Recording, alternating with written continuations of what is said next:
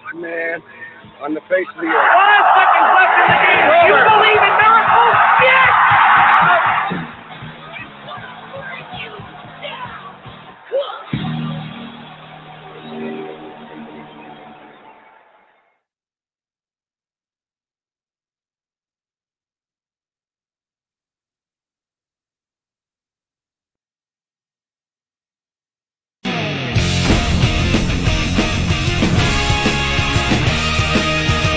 Welcome to the Hard Rock Sports Studios and another edition of the weekly video recap.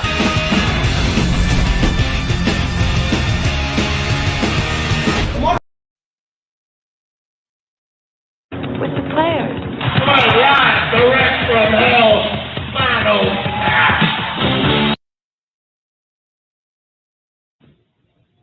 But hey, enough of my yakking. What do you say? Let's boogie. And that is my cue to start the show. Welcome to another edition of the Hard Rock and Sports Show, live from high atop Hard Rock and Sports Studios in beautiful scenic Monroe, New Jersey. We are your weekly 3-hour get-together. We bring you all the biggest news from around the worlds of hard rock, heavy metal, and, of course, wide world of sports. And, guys, welcome to Thursday, May 20th. And, God, we're getting close to half a year gone. 2021 getting to be a better year. Thank you, Sleepy Creepy Uncle Joe and Governor Mussolini. And can't thank Murphy yet because he ain't done shit. But I sarcastically say thank you, by the way, because they're finally lifting some restrictions. And I gotta tell you, folks, I still see people. 90% of the people I see outdoors are still wearing masks. I don't know who's vaccinated. They just say about half of us are vaccinated. I should say half of you are vaccinated out there, and I still see 90% of people wearing masks. So I don't know how to fix that. I don't really care. Go about your business. But I do see it getting better and better. Let's hope that as time goes on, people will get used to the idea of not wearing masks. I'll tell you more about my trip to Florida. My wife and I had a great trip. But the best part for me, and again, one of the best parts, the weather was fantastic. The place was great. I loved Clearwater Beach. I'll get into all the details when Jeff pops up. But I have to tell you, just the fact to be able to walk into a store or a restaurant and have the choice whether I wanted to wear a mask or not was the greatest thing ever. I got to tell you, just to walk in and just be like, well, if you want to wear it. If you don't, you don't have to. I tell a quick story. I ran into a Target. We got down there. Everything went smooth. We got down there. We were going to get a bite to eat. We passed a Target. We said, let's go in, get a couple things for the room. We had a nice big kitchen. We could stock the refrigerator a little bit. So instead of going to vending machines, we walk in. I get to the front door, and it says, must wear a mask. I was like, damn it. I run all the way back to the truck to get a mask. I come back. I walk in the door, and 3/4 of the people are not wearing masks. And that was it. From that point on, the mask was an option. Walking around Clearwater into stores and restaurants. If you wanted to wear a mask, you were wearing a mask. If you didn't, you didn't. It was great. It was amazing. Amazing. So I'll tell you, folks, that's my dogs. That's my dogs. They're losing their mind a little bit. They're locked up in the house in here with me right now. But yeah, dude, I have to tell you, Matt, if I wasn't before, I am now. I'll be in Naples and Fort Myers about 2 months from now, checking it out there. And I will definitely tell you within the next few years, I will be living in Florida, maybe 3 to 5. I am absolutely stoked. I had a great time. Had a tremendous weather this past weekend down in Florida. The mornings and the evenings was in the 70s. 80 during the day, no humidity whatsoever. It was absolutely great. No bugs. I had a great time. Got to see a couple of old friends and Frank Jeffrey and his wife Donna. And by the way, Donna, happy birthday. And thank you guys for driving us around Leesburg and some of the surrounding towns and suburbs. So thanks to them. But I'll get more into the trip when Jeff's on, because I know he's going to have some questions for me. And we'll do a little bit of that. We got a lot to talk about tonight. We got some football. We got a lot of baseball. Baseball unwritten rules. Football's unwritten rules. Do unwritten rules still matter? I think unwritten rules matter because it shows the respect for the game. But we'll get into that. We'll talk about 6 no-hitters in baseball already. The record is 7, and we ain't even half the season yet. We're barely a quarter of the season. So why? Why do we have so many no hitters? Yeah, absolutely, my friend. And just baseball in general. I want to talk about the decline of baseball. This can't be good for viewership. I have to tell you, I love a great pitch game. But I will tell you that I guarantee you there were so many people who if they were following the Yankee game last night were tuning out because it was boring to them. There was no home runs. There was no 450-foot launch angles and exit velocity of 380 miles an hour. Like, who cared? It was a great pitch game. Unfortunately, I fell asleep. I was exhausted. But you just look at baseball, and the decline of baseball is disgusting. And when a manager like Tony La Russa is blasted by not only his peers, guys like Aaron Boone and others, by his own team for chastising a player who not only celebrated hitting a 400-foot home run off a backup catcher throwing 40 miles an hour in a 15-4 game on 3-0, but deliberately or at least says he didn't see the take sign. That is what's wrong with baseball. That, you know what? Thank God for unwritten rules, because something, it keeps the respect in the game. If you need to pad your stats by hitting a 400-foot home run off the backup catcher in a blowout baseball game, you're a disgrace to the game. A disgrace. I mean, are you kidding yourself? That's what's important. You had to swing 3-0. I was driving home with one of the guys I work with, a good buddy of mine, and he had a great point. If you still had your seventh guy in the bullpen, your 10th guy in the bullpen, your 13th guy in the bullpen, and he's still throwing, you know what? Go out there and swing the bat. But you still don't swing 3-0 up 15-4. In a game like that, I understand. Listen, the game of baseball is different today. You're up 8 runs, 7 runs in the 6th inning. You know what? Play the game. I'm not telling you that you bunt or some of that other stuff, but you still play the game. You swing the bat. You do what you got to do. But when you get to 8th and 9th inning and you're up by 11 and the other team has their backup catcher and they're throwing the ball, that's a pretty good sign, okay, that they've quit, that they've given up. Now, again, this isn't the 3rd, 4th, or 5th, or 8th, or 7th inning. This is late in the game. So to me, you're sticking it in the other team's face, and I have a big problem. To me, that's like, when one team's in victory formation in football and they're taking an obvious knee, the game is over, and the defense is going to try to knock the ball out of the center's hand, not just by swatting at it, but by trying to Greg Sciano it, and knock the center back into the quarterback and get somebody hurt. That guy out there throwing batting practice could get himself killed in that situation. And the fact that you 3-0 feel the need to pound it and then trot the bases like you just did something other than hit a 40-mile-an-hour batting practice home run is what's wrong with baseball today. But even more so, that they're out there blasting Tony La Russa. They're out there blasting Tony La Russa for saying, the guy did wrong. He blew off the take sign. He put himself and his teammates in peril, because if I'm the manager or playing the other team, I'm looking to put one in somebody's ear the next day. And if I was somebody in the Twins, I wouldn't have did it to the kid hit the home run. I would have did it to one of his teammates. I tell him, go talk to your buddy. But that's the problem with baseball.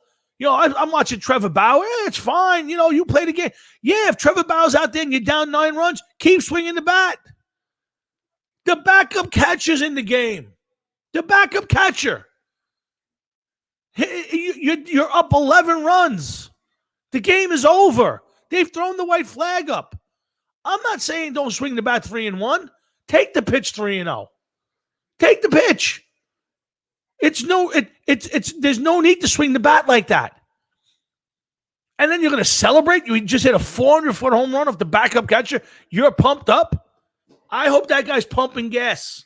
in the near future. I hope he blows his leg out. But the fact that people around baseball are absolutely ripping Tony La Russa for being a guy who respects the game, unwritten rules are there so you maintain the respect of the game. And that's the problem with baseball. That's the problem with sports today. And part of that's the problem with the kids. Kids don't root for teams. Kids root for jerseys. They don't root for that. They root for a player to hit a home run. They're watching fantasy. Do you think anybody was watching the Minnesota Twins and Chicago White Sox game? Do you think anybody was actually watching that? Don't think they were tuning in for was the home runs for the highlights on SportsCenter. And the SportsCenter ain't showing great highlights. They ain't showing you stealing bases. They're trying to show you an idiot hitting a 450-foot home run off a backup player, throwing meatballs. It's a disgrace to the game. And thank God for people like Tony La Russa. Now, I'll hold my rest of my, but Tony La Russa has a little bit of a stink on him. Don't forget, Tony La Russa, was the guy who ignored, chose not to watch, or condoned, Canseco and McGuire. So Tony La Russa got a little bit of a stink on him as far as respecting the game goes. Just a little bit of a stink. But in this case, and I do it by case, I'll give him credit. He's 180% right. Okay, so we're going to get a lot more into baseball. The decline. I mean, baseball. I mean, the average of baseball today, the amount of strikeouts, home runs. I got to break it down for you. I went back to the 1900s and to show you the evolution of this game. So we'll talk about that. The Knicks start the playoff Sunday, big series. I want to talk about. Listen, the Knicks had nobody was expecting anything out of the Knicks this year. Maybe a 500 team would have been respectable. Now that they've made the playoffs, is a first round loss, a disappointment. Is making the playoffs enough this year? We'll get to that tonight. We'll talk a little bit about Kyrie Irving and his stance on Israel and Palestine and what a moron the guy is. Marv Albert's going to retire. Ozzy Osbourne. You're 100% right, Patrick. I won't argue 1 sec. This is all about individual players. You're 100% right. Again, Stanton and Hicks are hurt again. I don't want to hear anymore. Stanton carried the team for the Yankees for 2 weeks. Carry the team for 2 months. Stay healthy. Play 120 games. Give me 130 games for a change. The same old thing with Hicks. I'm tired of Aaron Hicks and the possibilities and the probabilities. The only thing possible is he's going to possibly be on the DL every year. Okay, Cashman's got stuff in the left column and the right. He's got good things. He's got bad. It looks like the Corey Kluber thing after last night's no hitter. Yeah, maybe that's good. It might be in the win side. The Stanton trade is in the loss side. Aaron Hicks, free agent, 10 years, $70 million in the loss side. The guy is a bum. Not only is he an idiot, but he's a bum. Let's call it what it is. Potential. I potentially could be the starting center in National Basketball Association. It ain't going to happen, but potentially I could do it. Sign me to a contract, coach. Sign me to a contract. Ridiculous. All right, Ozzy Osbourne and Randy Rhoads. We'll talk about the Rock and Roll Hall of Fame. Yankees, Mets, my Florida trip. And let's see. Why is wrestling not popular anymore? We'll talk about the COVID situation and everything else that pops into your brain and mine along the way. Thanks, guys, for hanging in there with us tonight. We got plenty to talk about. You got anything on your mind? Throw it out there. I think I'm going to pop up and get my dad on early since Jeff's not here yet. And we'll get my dad's take. Or maybe he wants to talk about this. Not really sure. What's up, Pop? What's up, Tommy? I'm listening to you. I agree with you on a lot of this stuff. Mm-hmm. I think the problem is not Tony La Russa. I think it's the ball players themselves.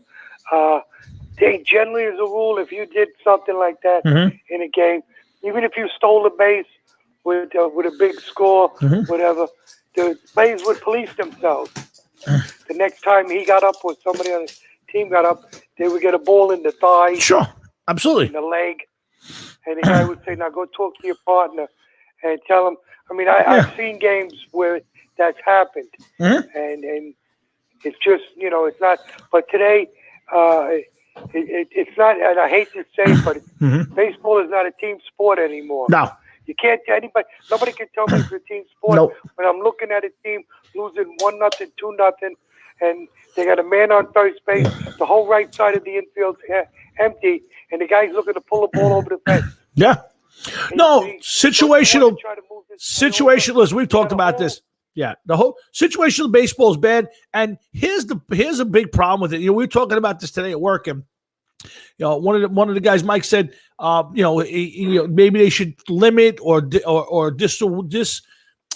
away with the shift, and I don't like the shift. I think it's bad for the game, but to me, you can't tell anybody how to set their defense. If you want to go out there, put 5 guys on one side of the field, you want to play, 5 infielders, you want to go with 4 outfielders, do what you think is best. If you're the other team and you don't take advantage of the entire left side of the infield or the higher right side of the infield being open, then you're just a bad hitter. And that's the problem with baseball today is hit. You're not a bad hitter, Tommy. You're told not to do it.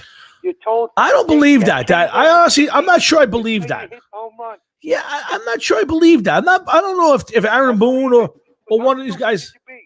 Well, no, I think it's. I don't even know if it's stupid. I think it's arrogance. I think today the guys just want to hit home runs. Nobody wants to hit singles. Look at Mark.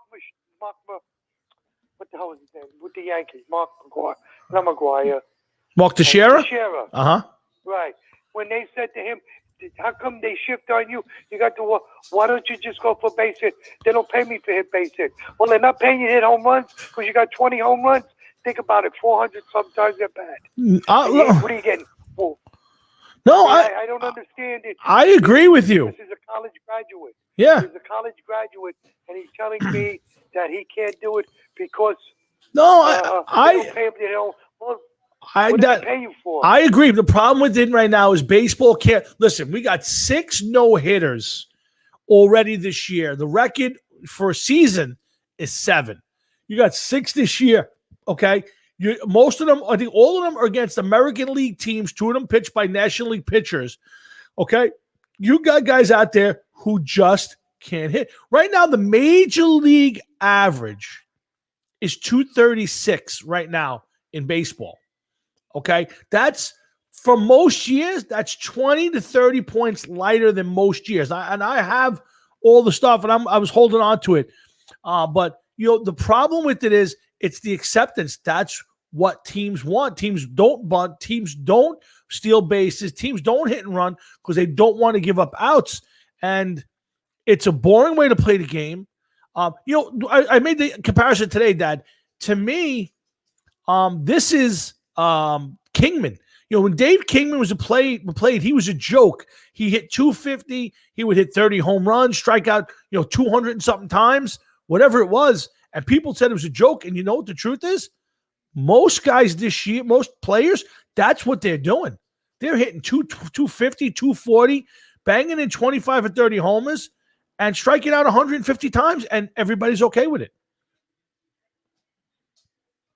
I agree with you, but I'm watching baseball today. I'm watching the Yankee game. Yep. There's no score. Mm-hmm. Is it the 5th, 6th inning? They got man up first and second, and it's instead of trying to lay down a bunt or move up, or go, the whole side of the field is empty, and he's swinging from the bottom of his heel because that's what they want. They want the home run. They're not paying you for. They tell you point blank, we're not paying you for singles. We're paying you to hit home runs. I mean, you have to be, because if I see, we all play baseball. If I see the whole right side of the infield empty, and I'm a right-handed batter, and they're pitching me outside, I can understand if the pitcher's pitching you inside. He's pitching you outside. Even if you hit the ball, you're going to hit that little loopy farm ground ball. Yeah. And they're swinging at it, and they can't. You want to scream at the TV. I got it. It's so stupid. The problem is, I get it. And listen, ratings are down. I don't know. Attendance may be up when it comes back because people are just dying to go out to a baseball game. But the problem is, who's watching these games? Listen, Corey Kluber's pitching a no-hitter. That's something you got to watch. I get it. But the guys pitching no-hitters are not, DeGrom, Cole, Scherzer. It's these guys who are just average pitchers, guys who probably won't be in the league 5 years from now, are throwing no-hitters like they're going out of style. And what are we going to do? Look We're at the gonna, batting average. that's the problem. When you hit 236 as a league, that means there's a lot of guys at or below 200 in the game. I mean, the other night they were announcing the Met lineup. There was like one guy, he was hitting 250. I think it was Dom Smith. Everybody else was below 250, and most guys. Well, look at the Yankees. Well, I'm agreed, but I'll give you the Mets real quick because it's in my head. Lindor was hitting 189. McCann was hitting 200. I think there was another guy hitting 246. And you're right. And the Yankees aren't much better. Even LeMahieu, who's I think a great hitter, is hitting in 260, 270s. And he's a top guy. He's moving up. Yeah. But he's the only guy that I got to be honest with. He's the only guy that I've seen so far that actually they can't play the shift on him because he hits all over the place. I agree. I agree with you, Pop. Like I said, it's 2 days. I don't know if anybody else is out there, anybody what they think, and they want to throw their comments up, but can anybody out there like the way the game's being played today? I mean, I'm not put the ball in play. It's like there's certain things when you put the ball in play, there's only one bad thing can happen and out. Okay. Anything else, you have a chance for a hit, an error. You have ways to get on base. You could drive in a run with an out. There's more good things happen when you put the ball in play than by striking out. And that's the part I don't get. Guys, situational hit. It's a 3-1 count. You're down a couple runs. You're up a couple runs. You want to tee off for the fences, go for it. But you're down runs. It's a 1-2 count, and these guys are swinging for the fences like they got four more strikes in the back. It's yeah. I don't like the way the game's played today. I don't like the way the game's managed. And to me, when you sit there and you bash a guy like Tony La Russa for the unwritten rules or for trying to play the game the right way, I mean, look at the Chicago White Sox. I mean, I went back. There's a team, a couple of years ago. Last year they blew it at the end, didn't make the playoffs. And the years before that, they were 20-something games out, 30-something games out. Now you're in first place. You're playing good baseball. You got a Hall of Fame manager, and now you want to tell him how he's a dinosaur. 2 years ago, you guys were 28 games out of first place. Who are you to talk to this guy in that way? Now, I'm not the biggest Tony La Russa fan. But you're looking for Casey Stanger. You're looking for Ralph Howe. They don't have managers. Don't run the team no more. They send the lineup down to the manager, and all he does is tell you're up first, you're up second, you're up third. That's all he does. No, I get it. Look at what happened to Girardi. He got thrown out of Yankee Stadium because he chastised. What's his name? The catcher. Sanchez. Yeah, Sanchez. Yeah. Come on. I mean, you're not a manager no more. You did half of the shit. You see guys hit pop up, and they walk back to the dugout. They're swinging from the bottom. All you need to do is make contact, man, to score a run. Come on. I don't understand. Pop, I got it. I understand it. I don't know. Does baseball like this? I mean, it can't possibly like it. I don't know that because the ratings are down. Everybody's doing it. Yeah, what I'm saying is I know the teams are doing it. The players are being taught this way, and the managers don't have the balls to turn around and tell the players to learn how to hit properly. What I'm saying is, does Major League Baseball in the office, are they thrilled with the way the game is being played? Because they're trying to now, they want to play move the mound back. They want to change different things. They want to get rid of the shift. Again, I don't know what does or what doesn't do it. I'm just saying is, I think they're getting nervous to the fact that, think about it, that if you're playing in a game and the games are ending 3-1 and you're getting one home run, the young kids who are watching the game for fantasy and for bets and for the home run highlights, if you're striking out more than you're hitting home runs, people aren't going to watch. People just aren't going to watch. Question now. Mm-hmm. Let me ask you a question. Today, a pitcher can't go by past 4 innings, 5 innings. Okay. Okay. Because but yet you still see Tommy John surgery being done. So where is that guy? I don't understand. They said you can't make them do 9 innings because it hurts their arms, and I don't understand where is. We've talked about this on the show before, and my theory on that is the same thing. I believe that kids today, and going back the last 20 years, don't throw a baseball enough just to strengthen their arm.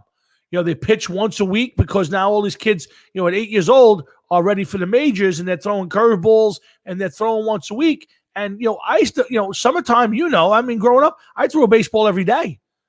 I threw a baseball every day. I mean, whether it was with a catch with somebody, you or my friends, or throwing up against a wall, you threw a baseball or some sort of ball every single day in the summertime. And I think that people's arms were stronger. And I think today, the arms aren't as strong. You were telling me they're still going for Tommy John. No, I agree with you. But that's my point. So that's not the No. The point is that they're throwing now, and they're not throwing enough, so their arms aren't strong. So now when they're out there throwing a baseball once a week, they're hurting their arms because there's no strength. There's no. You ever think about that? How many guys hurt their arms back in the 30s and 40s? The guys were pitching double headers. Their arms were strong. Nowadays, guys go out there, they pitch once a week. They've grown up for 20 years of their life, throwing the ball on occasion, and their arms aren't strong. And that's my theory. Otherwise, I can't explain it. I don't know if it's the type of pitches they're throwing, but it's ridiculous, and it's very hard to watch. Well, Hey, Robert. I think the pendulum has to turn back the other way because nobody can prove to. I mean, you got people out there that throw. I mean, they throw like girls. I mean, I don't understand how. I was very shocked that they let him go. They let him pitch. His pitch count wasn't up that high. I think it was in the 90s, Kluber, when he pitched a no-hitter. Yeah. I thought they were going to take him out. Well, I mean, listen, you're pitching a no-hitter in a game. I guess to me it would have been one of those. He gave up one hit. I would have think they would have yanked him. That's just how I feel. And you're right. That would have been one of those things. One hit, he would have been instead of being a pitcher, a one hit shutout. One hit shutout over 9 innings. I think he would give up one hit in the 8th or even into the 9th. He probably would have been done for the day, as the way they do baseball today. Right. See what happens, Pops. I don't know. I don't get it. I don't know. All right, Tom, I'll let you go. Thanks, Pops. I'll talk to you over the weekend. I will see you over the weekend. Thanks for everything, Dad. Okay. That's my dad. He checks in every week. Love having him on here at Hard Rocket Sports. Tom, and about to bring on Jeff. Glad you guys are chopping in. We're talking a lot of baseball right now. We're going to get to my Florida trip, the Knicks, Ozzie and Randy Rhodes. A lot of baseball tonight. We'll talk a little bit of football, but we'll do that with the voice and the heart of the show. My good friend of 40 years, the sexiest man on his side of the screen, Mr. Jeff Tolwinski. What's up? What's up? None. Bad news, man. Bad news. First off, before you give us your bad news, yes, Robert, we know Lenny has the new CD out. We told him whenever you guys want to come on and promote it, you can sing something live. Send me some music. I'll play it on the air. We've been pushing it on the show last couple of weeks. So congratulations to Lenny and yourself. I know you had a big hand in it, and we look forward to hearing it. I have only heard bits and pieces. Hefe, What's up? How was your week? Tom, bad week.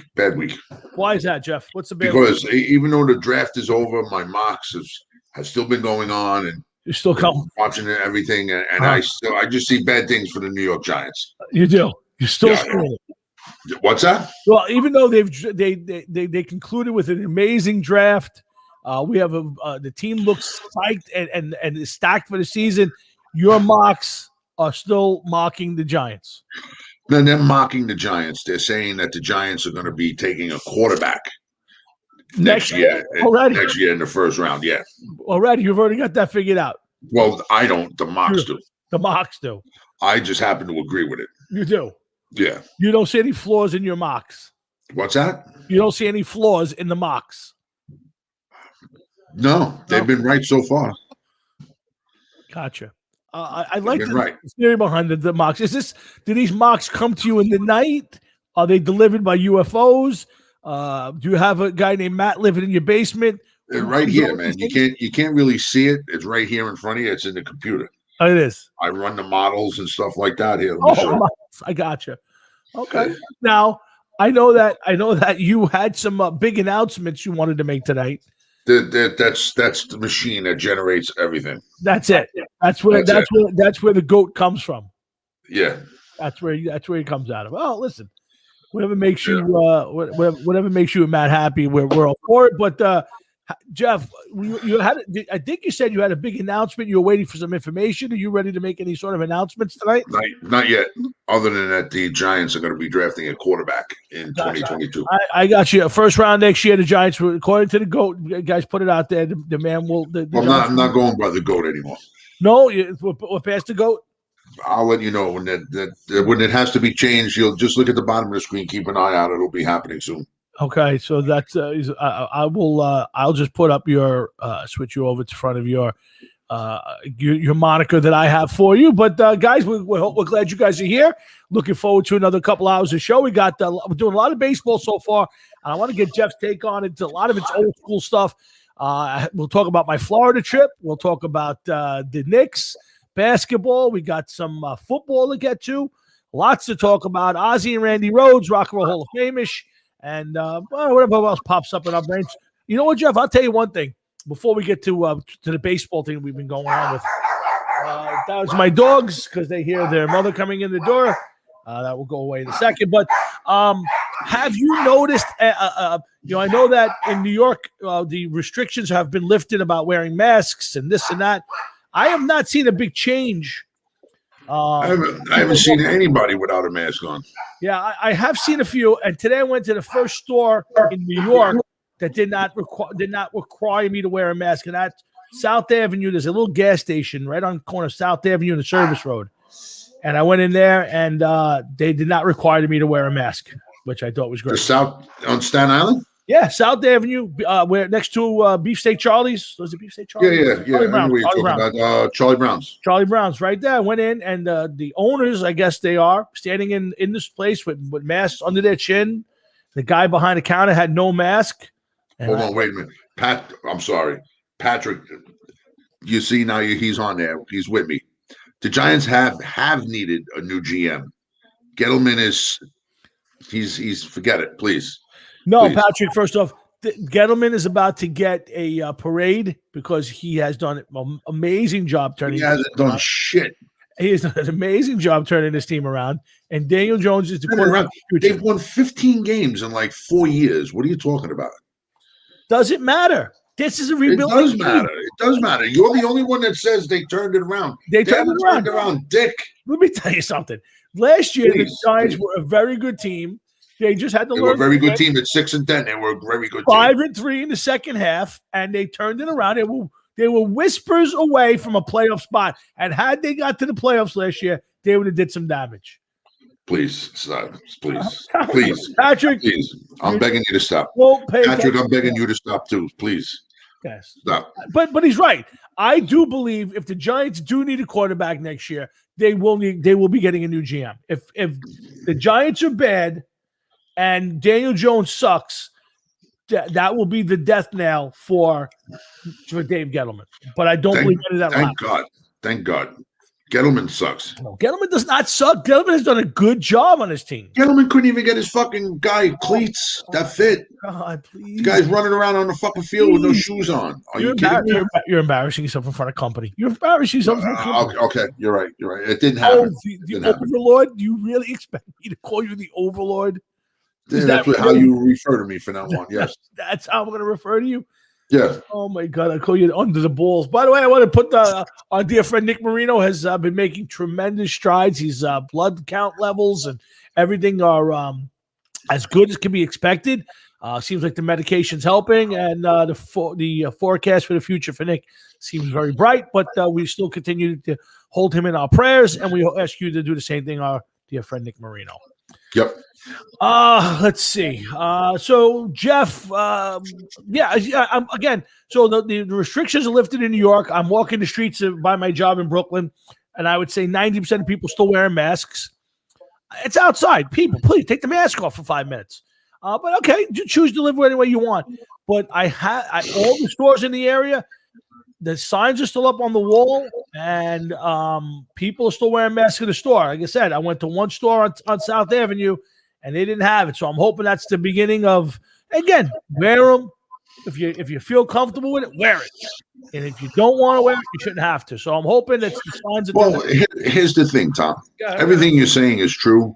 Yep. But the CDC, who's been telling us to wear a mask, right, for God knows how long, has now lifted the ban Yes. or lifted the mandate Correct. on wearing a mask Yes. if you were vaccinated, I might add. Correct.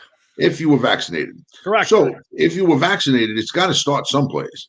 Correct. Somebody has to turn around and throw the mask off and say, you know what? I'm not wearing the mask anymore. That's all there is to it.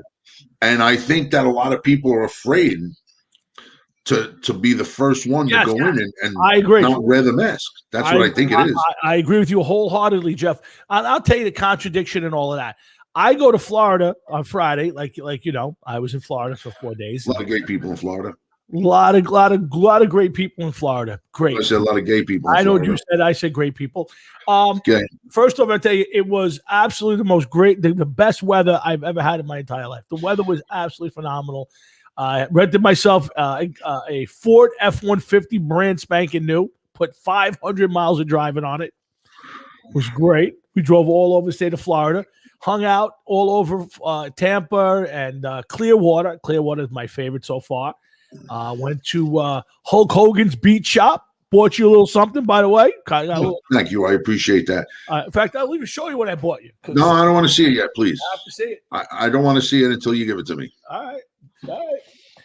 Got myself a little Hulkamania hat. There you go. That's nice. Put it on. Does it fit? Sure. You can wear my Hulkamania hat for the show if you like. So got my Hulkamania thing, but spent quite a few dollars in the Hulk Hogan Beat Shop. Then went next store. Everything expensive in there. Hey, Len, oh my God, dude! They had to.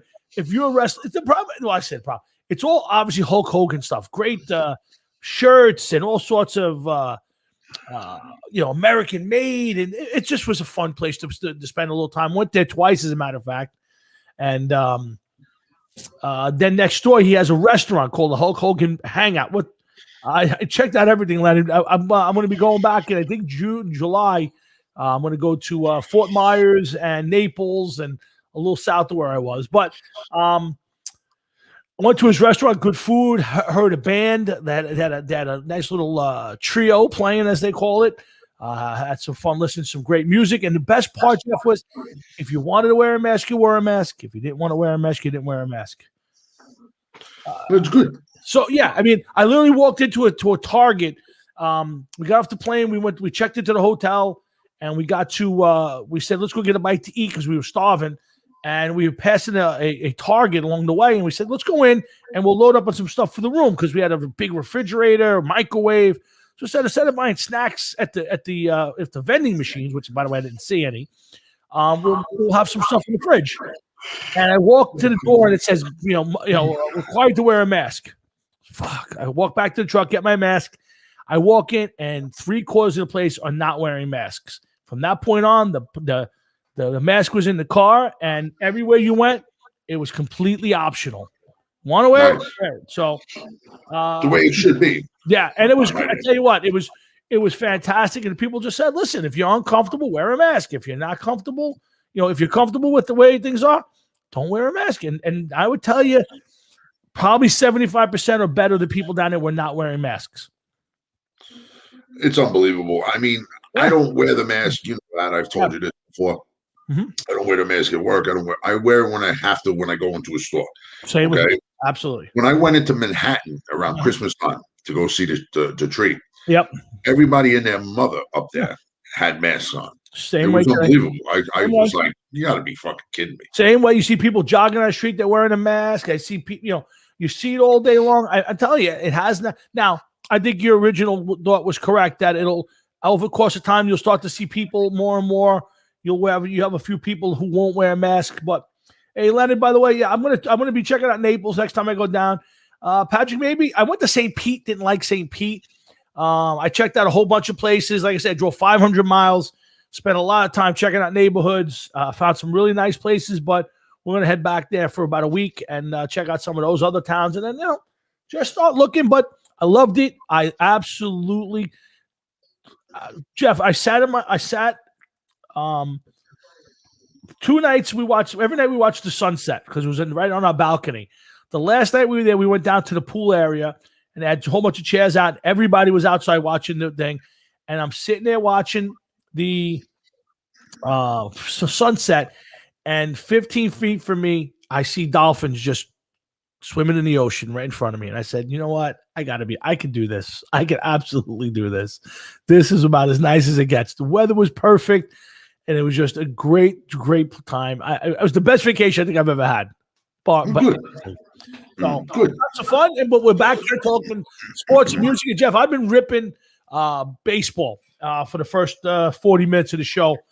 And specifically, I don't know if you saw it. I know you the whole Tony La Russa situation, where this kid comes up. His team is up 15-4. I think it's the 8th inning.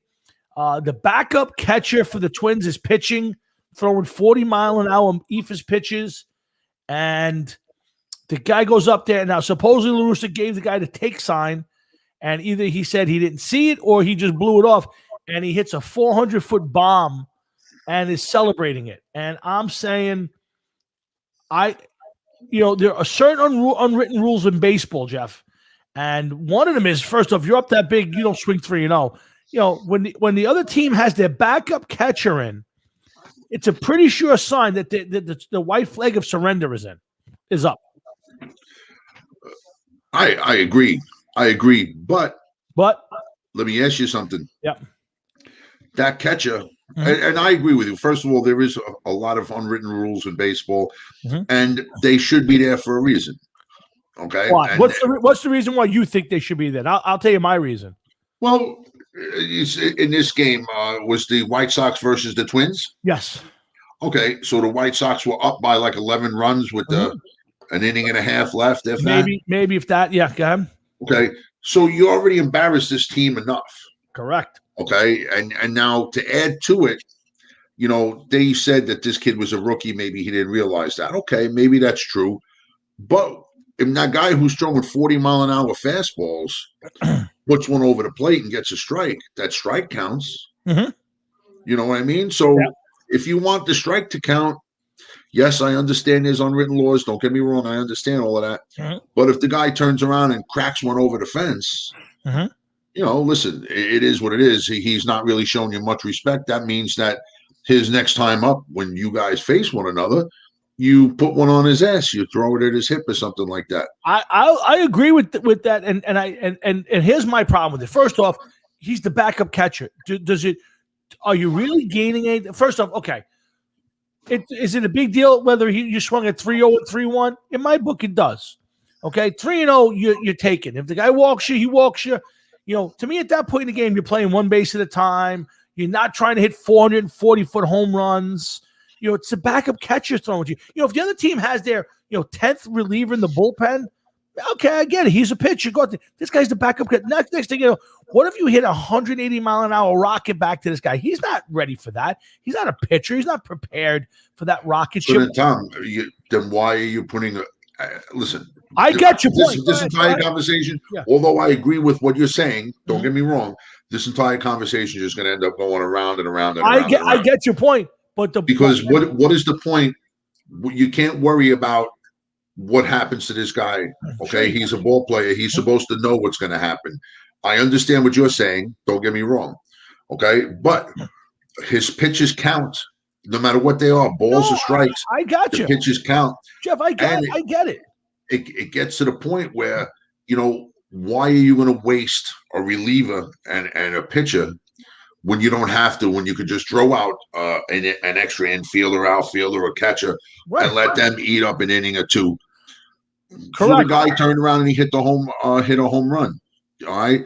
That is now, like I said, up to the next time they meet, they put one on his ass. Well, no, and I agree with that. My bigger problem with it now was, first off, La Russa supposedly gave him the take sign. He swung through it. He didn't care, supposedly.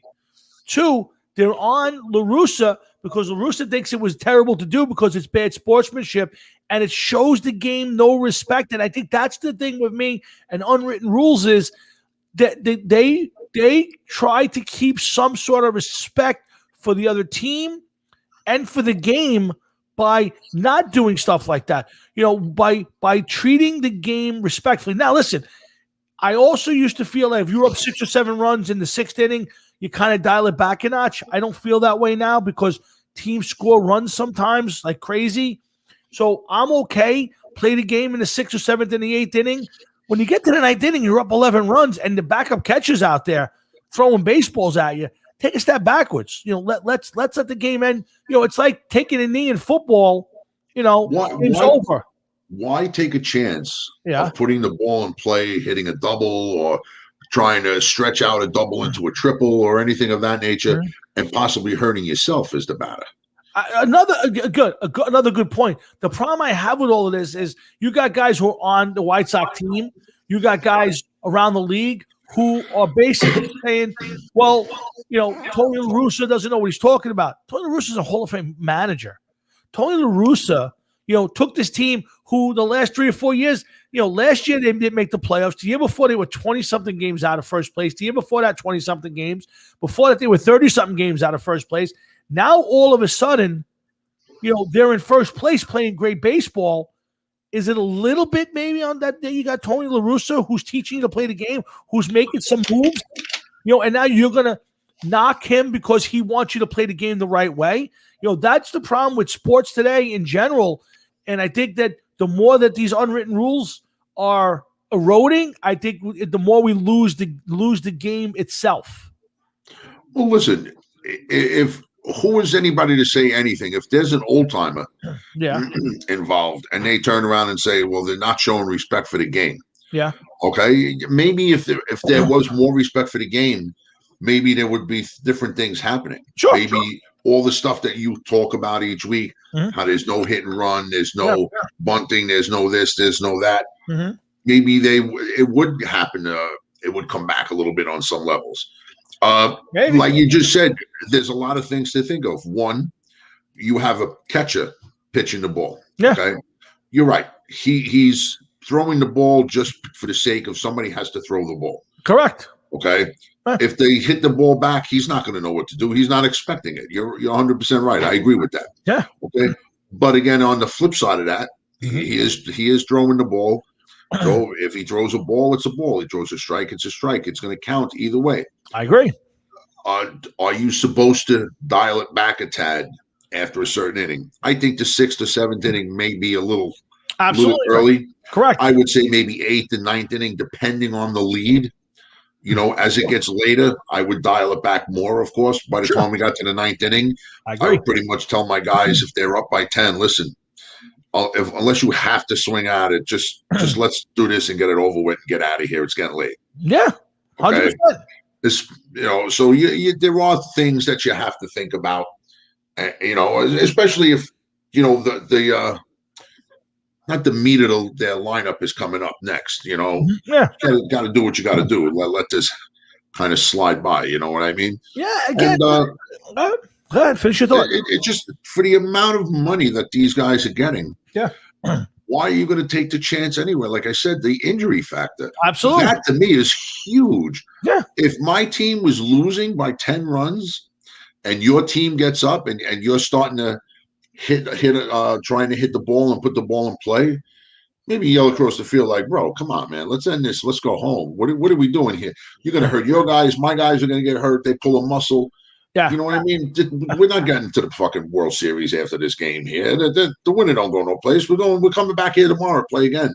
Yeah, I agree. And Patrick, you know what I mean? As an umpire, I've seen it, and rightfully so. The umpire is going to open up the strike zone. You get 10, 11 runs, and you're in the 8th to 9th inning. The umpire's cool. You better swing the bat. I've had umpires, and it might even have been Patty back in the day playing competitive softball, and the umpire, you come up in a game like that, and the umpire tell you, swing the bat. Like, you're not getting a pitch. Don't come up here thinking you're going to get a close call. You're coming up here, swing the bat. Why do you want to get – at that point in time, you're up by that many runs. Why are you trying to get on base anyway? Yeah. Listen, if you swing the ball and you hit a single, it's one thing. If you swing the ball and it goes over the fence, that's another thing. But like you just said, this guy was throwing I think this pitch was 49 miles an hour. Yeah, it's bad. And he crushed it 400 feet. Yeah, I mean, are you that pumped up? Now, listen, I said this before, and I'll say it again. Tony La Russa has got a bit of the stink on him, too. Tony La Russa was the manager of Jose Canseco, Mark McGuire. He either turned a blind eye, didn't care. didn't want to care about them doing steroids in the locker room and all that other stuff. So Tony La Russa's got a bit of the stink on him. So I take it a little bit of a grain of salt, but treat the game with respect, treat your opponents with respect, and that will always keep the game pure. When you don't is when you put the stink on the game. And this to me is, listen, there's a lot of problems in baseball. 6 no-hitters already, Jeff. The record, I think, is 1997 in one season. We already got 6 this year. Guys can't hit. I got stats. I got all the stats for batting averages, home runs over the last 100 years, strikeouts over the last 100 years, batting average over the last 100 years. We'll go through some of them. But the bottom line is the game of baseball today is dull, boring, and littered with guys hitting 200.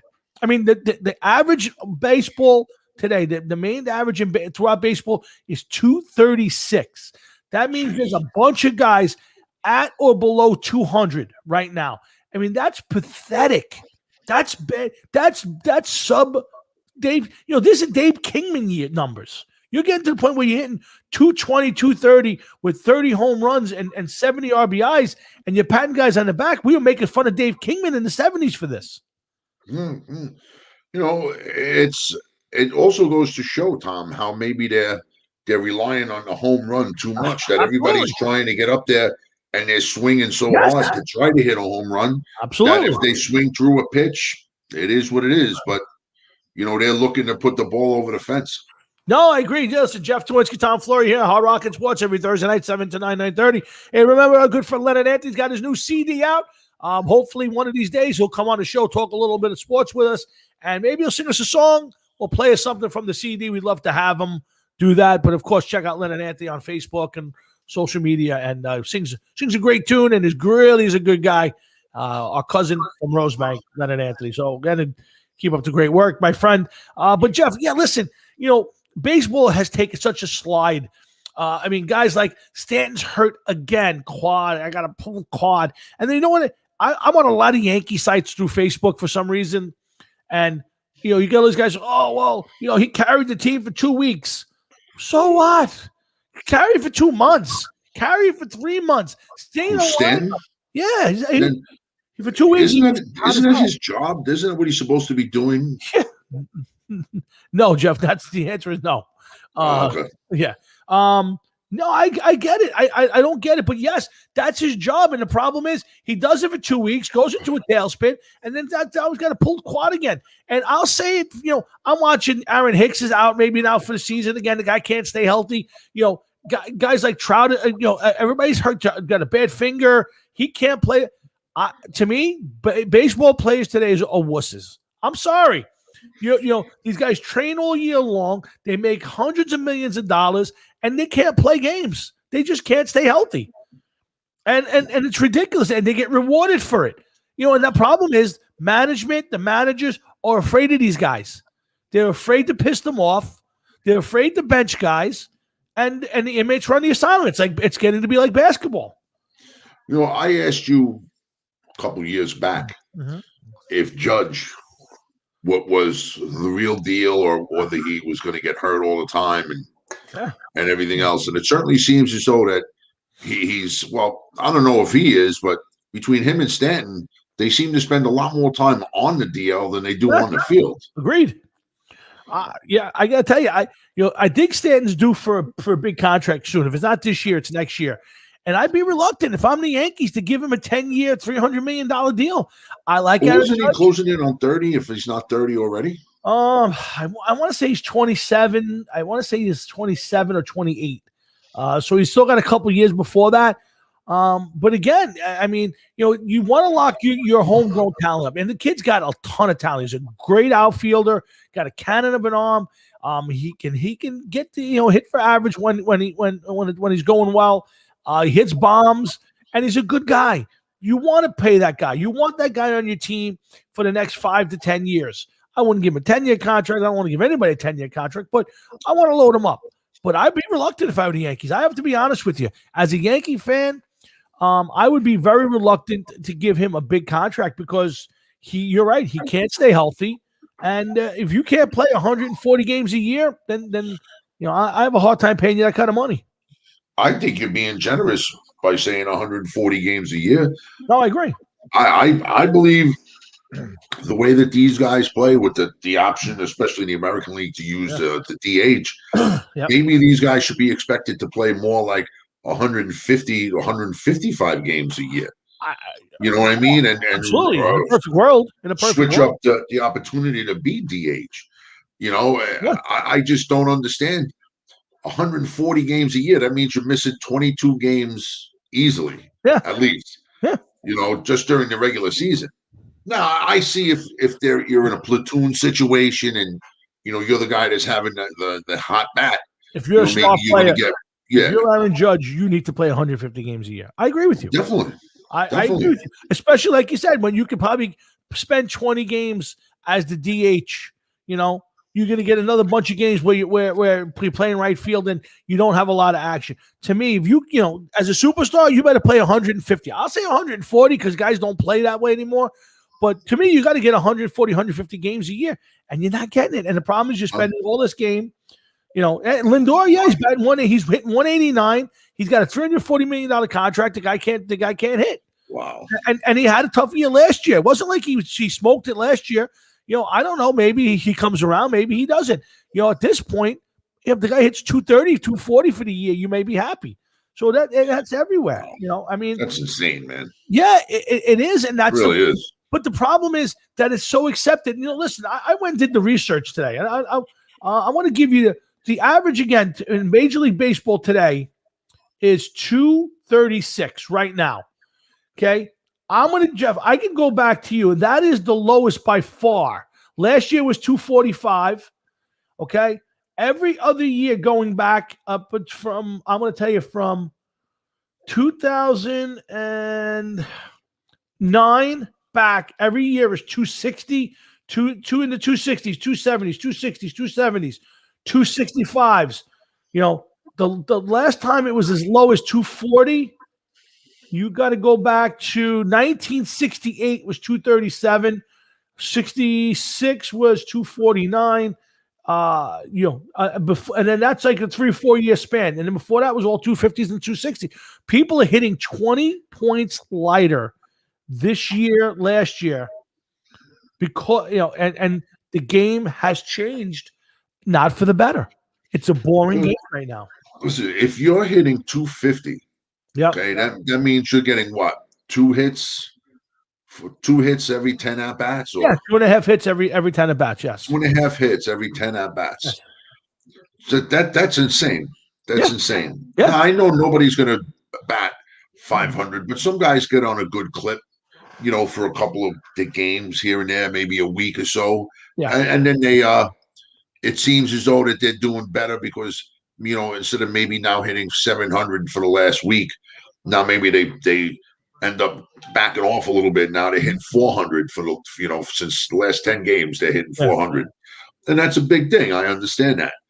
But I mean, you want guys that are going to do something, put the ball in play. And the Yankees are one of those teams where they seem to be built to just beat the shit out of people, with the long ball and a lot of good hitting. But, what difference? You're not giving your pitchers anything either if these guys are getting injured constantly. Yeah, listen, the way the game's played is totally different. We talk about it all the time. There's no situational hitting. Everybody's up there swinging from their heels. I get everybody wants the Sports Center moment. Everybody thinks if they hit 40 home runs, they're going to make $300 million. I get it. That's the way the game is played. But they are, because they're getting paid that kind of money. I agree. The problem I have with it, Jeff, though, is nobody's watching. And the problem is that the young kids who are watching it for the fantasy or watching it maybe because they're betting on DraftKings or because they want to see home runs on highlights aren't seeing it. And the baseball purist guys like myself and Leonard, Patrick, guys who love the game of baseball, we're bored by it. I can't. I have a hard time watching the Yankee game every night. I turn it on and the pitching's okay, but you can't. The other night they strung together 5 hits in a row. It was like a miracle. You guys just go up there and you get a hit, and then you hope the next guy hits a bomb, and then you get 4 strikeouts, and then 2 pop-ups, an error. Who's not playing? To me, it's a very boring baseball game. I know, but you made something up earlier. You said that these guys hit 40 home runs and they're thinking they're going to get millions of dollars, but it happens. No, I agree with you. In all the sports, everybody's looking for the next great big thing. Yeah, of course. Happens in football. A receiver ends up catching 75 passes and gets near 1,000 yards. Everybody's like, "Oh, this guy's having a breakout season next year," but he's not under contract, so let's throw a shitload of money at him. Same thing in baseball. Yeah. Guy hits 27 home runs with 85 RBIs. Be like, where'd this come from? He's going to be the next big thing. You know what I mean? Yeah, no, but Jeff, you got guys throwing. You have 6 no-hitters. The Cleveland Indians and the Seattle Mariners have been no-hit twice already each this year. Okay? Oh, wow. Okay, and I think Seattle was was twice in 2 weeks. Okay, wow. That's how bad these teams are. But you're not, Jeff, I said it before, this isn't DeGrom or Cole or Scherzer or one of these great pitchers. Kluber was a great pitcher, but he hasn't been the same. You have guys throwing no hitters who are average ball players, average pitchers. Guys just can't hit anymore. And, what are you going to have, 15 no hitters at the end of the season? I mean, it's not good for baseball. Well, here's the bottom line. No hitters used to be something where you would flip on the TV, you'd see something flash, so-and-so's having a no-hitter, they'd put it up on ESPN. It would be a special moment. Now it's becoming ho-hum. Yeah, I hear you. And then what are we going to get? 5 perfect games in a season at some point? I mean, it's ridiculous, and it's something that I myself do not enjoy, and I have to be honest, I find myself not watching. Yes, it is a little strange. But I find myself having a hard time sitting through a 9-inning game because it's all strikeouts. You get a couple of hits, somebody hit a bomb. I'm watching last week, Stanton hit 118 mile an hour, a single. Who cares? It's a single. Who gives a crap how fast it went out of the infield? Because they need to come up with numbers to draw people into it. And that's something like, holy shit, you see how hard this guy's hitting the ball? It's like, remember the name Al Iafrate? Sure, absolutely. 20 years ago, whatever the fuck it was. Yeah, sure. The guy was fucking slap shooting fucking pucks 105 miles an hour, 106 miles an hour. Or it might even been more. I would have to look. But the guy was like a cannon. Yes. That was in a controlled environment too. It wasn't during a hockey game. Sure, yeah. During a competition. Yeah. People want to see these things. People want to see somebody take a slap shot at 120 miles an hour. Some people want to see somebody hit a 500-foot home run. Is it ruining the game? Yeah, but it's almost like it's a video game world. I agree. You don't see kids playing the game anymore. Oh, I agree. Listen, I agree. It all has to follow video games. It really does. It's a shame. The problem, Jeff, and throw all of that out. My biggest problem is when you throw out the unwritten rules. To me, that's what keeps the respect for the game and the players. Al Iafrate shot 110 miles an hour. I thought it was either 105 or 115, Patrick. But if you're saying 110, I'll go with that. I remember when he set the record. It was at the skills competition before the All-Star game, and I remember watching it. It was pretty sick, man. Yeah, playoff hockey started. The Islanders. I saw game 1 of the Islanders. A great ending to the game. I didn't watch game 2 last night. The other night, I will catch up with the hockey series. And we got basketball to talk about. We'll talk a little bit about the Knicks. We got a lot to talk about. We'll wrap up the baseball. But Jeff, some sports, and again, I don't know about hockey. I don't think basketball that I can think of today. Any unwritten rules? Football has a couple, but baseball's got a lot of unwritten rules, and I think it's good for the game. And I heard Aaron Boone talk about, well, maybe we should talk about a mercy rule. You finish 7 innings and you're up by 10, the game's over. To me, that's bullshit. That's horse shit. I don't want a mercy rule in a professional baseball game. Go out and play the game, but treat it with respect. When it's 3-0 and you're up 11 runs in the 9th inning, it's the backup catch, take a strike. You know what? If you swing at the next pitch and it happens to go out, okay. I remember guys doing that, and they would be walking around, running the bases, and they would almost be embarrassed that they hit a home run. Be embarrassed that you hit a 400-foot home run off the backup catcher in an 11-run route of a team. Be embarrassed that you hit a home run. Not that. Don't be happy you hit a home run. Sorry. I hear you. I hear you. But, I don't know what that guy that hit the home run, he was a rookie. Yes. Was it his first major league home run? No, it wasn't his major. No. And again, you know what? I can even deal with if you said, you know what, I got caught up in the moment. That was wrong of me. They're going after La Russa like it's his fault. And La Russa, to his credit, and again, he got some stink on him, La Russa. La Russa came out and said, what he did was wrong. I gave him the take sign. He said, I was yelling from the dugout, take. He said he swung and he gets whatever happens. And the next day, the Twins threw behind him. Just to say, I don't blame him. Just to give him a wake-up call. Absolutely. But, around baseball, there's too many people out there making, going out there and making excuses for the guy and saying, hey, the game's changed. No, the game hasn't changed. People have changed.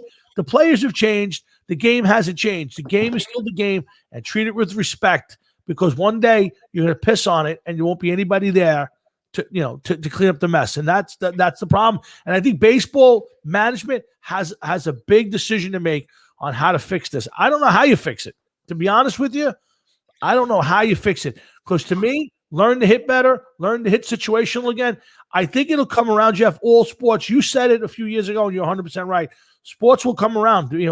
Things. It just constantly evolves and will come back to something that worked, and somebody will go out there and start stealing bases again, and somebody will go out and take advantage of the shift. When that happens, I don't know, but it's killing the game. Yeah, it's something that has to happen, because it can't always be, like somebody's going to turn around and be like, listen, the pitching, we're either hitting home runs or striking out. We got to do this. We do this, we get back on the bases. It'll happen. It'll happen. Hey, let me ask you. So now they're talking about I heard your boy Governor Mussolini and them talking about. By the way, were you embarrassed by your boy De Blasio when he was sitting there eating a burger and fries? Did you see all that? No. He was trying to coax people into getting the vaccination by offering to them, if you got it, you can go to Coney Island and get a burger or a hot dog and French fries, and he's eating the burger and tell how good the burger is. And your boss was embarrassing, by the way. My boss's name is Chris. No, your boss is Bill. My boss's name is Chris. He's the one that fucking okays my timesheet. Who gave you the raise that you voted for? New York City. Who gave you the raise that you voted for and were happy with, and you should be? Who gave you that raise? What was his name again? New York City. No. That would be Bill Big Bird de Blasio. Bill de Blasio is the mayor. Who's the guy who's going to sign off on your early release? Exactly. Bill de Blasio. There you go. That's your boss. So your boss is embarrassing himself. My boss's name is Chris Lang. No, sorry. Your ultimate boss is Bill de Blasio. My ultimate boss is Sharon. Well, that's true too. I agree. Because she holds what I want. That's true. And it's holds like it tightly. chasing a ring in Lord of the Rings. Yes. Jeff and Tom here Thursday night, hanging out, having some fun. We got a little ways to go, and I'm glad you guys checking in with us. We'll be every Thursday night, 7 to 9:30, for the foreseeable future until Jeff shoots me on this. By the way, I saw that you're. I saw you got your gazebo up. Looks really nice. Did you what have? What are you talking about? How did you find that out? You sent me a crime lord de Blasio. Yes, you sent me a picture. I did. Yes, you did. You sent me a picture while I was on vacation. Said the gazebo was complete. Oh yeah. It's not up. I just no. That was a sham. We had a few people over, and I threw a tarp over it. Oh, so when are you putting it up? Well, it's up. I'm trying to fucking get it up. Please. Oh my God. You want? I happen to be free Saturday. I'll come out and give you a hand. No. Now at this point in time, it's a matter of trying to get it done and up by myself. What ended up happening was there's the 4 posts, right? Yep. And then there's these things that go around the top.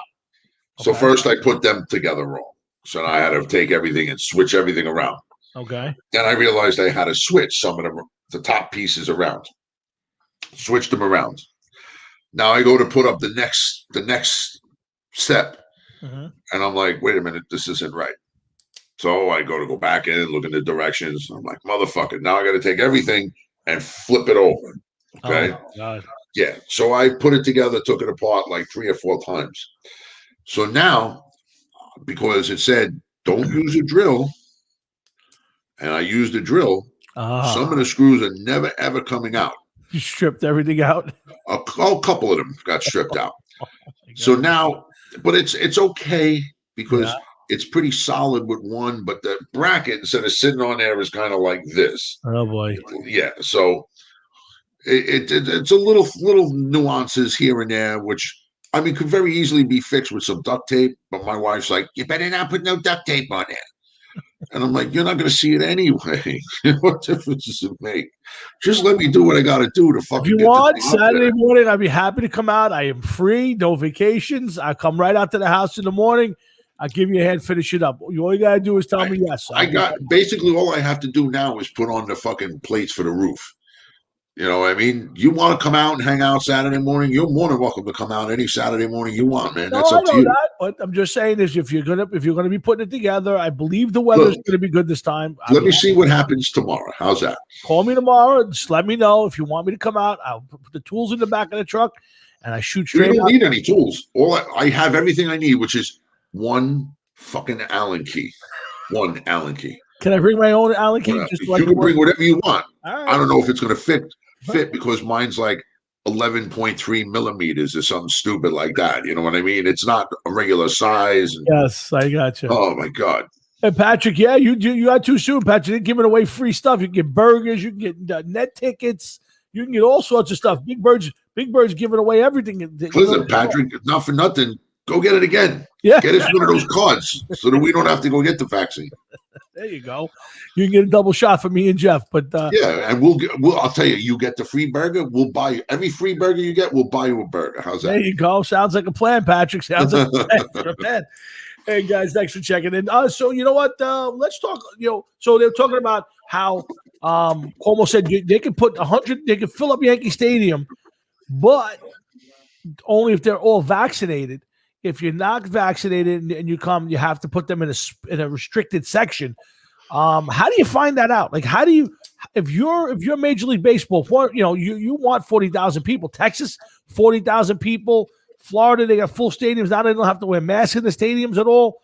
I'm telling you, it's the land of milk and honey. I can't wait to go there at this point in my life. Listen, I'm happy for you and everything else, but you're going to Florida at the wrong time of the year.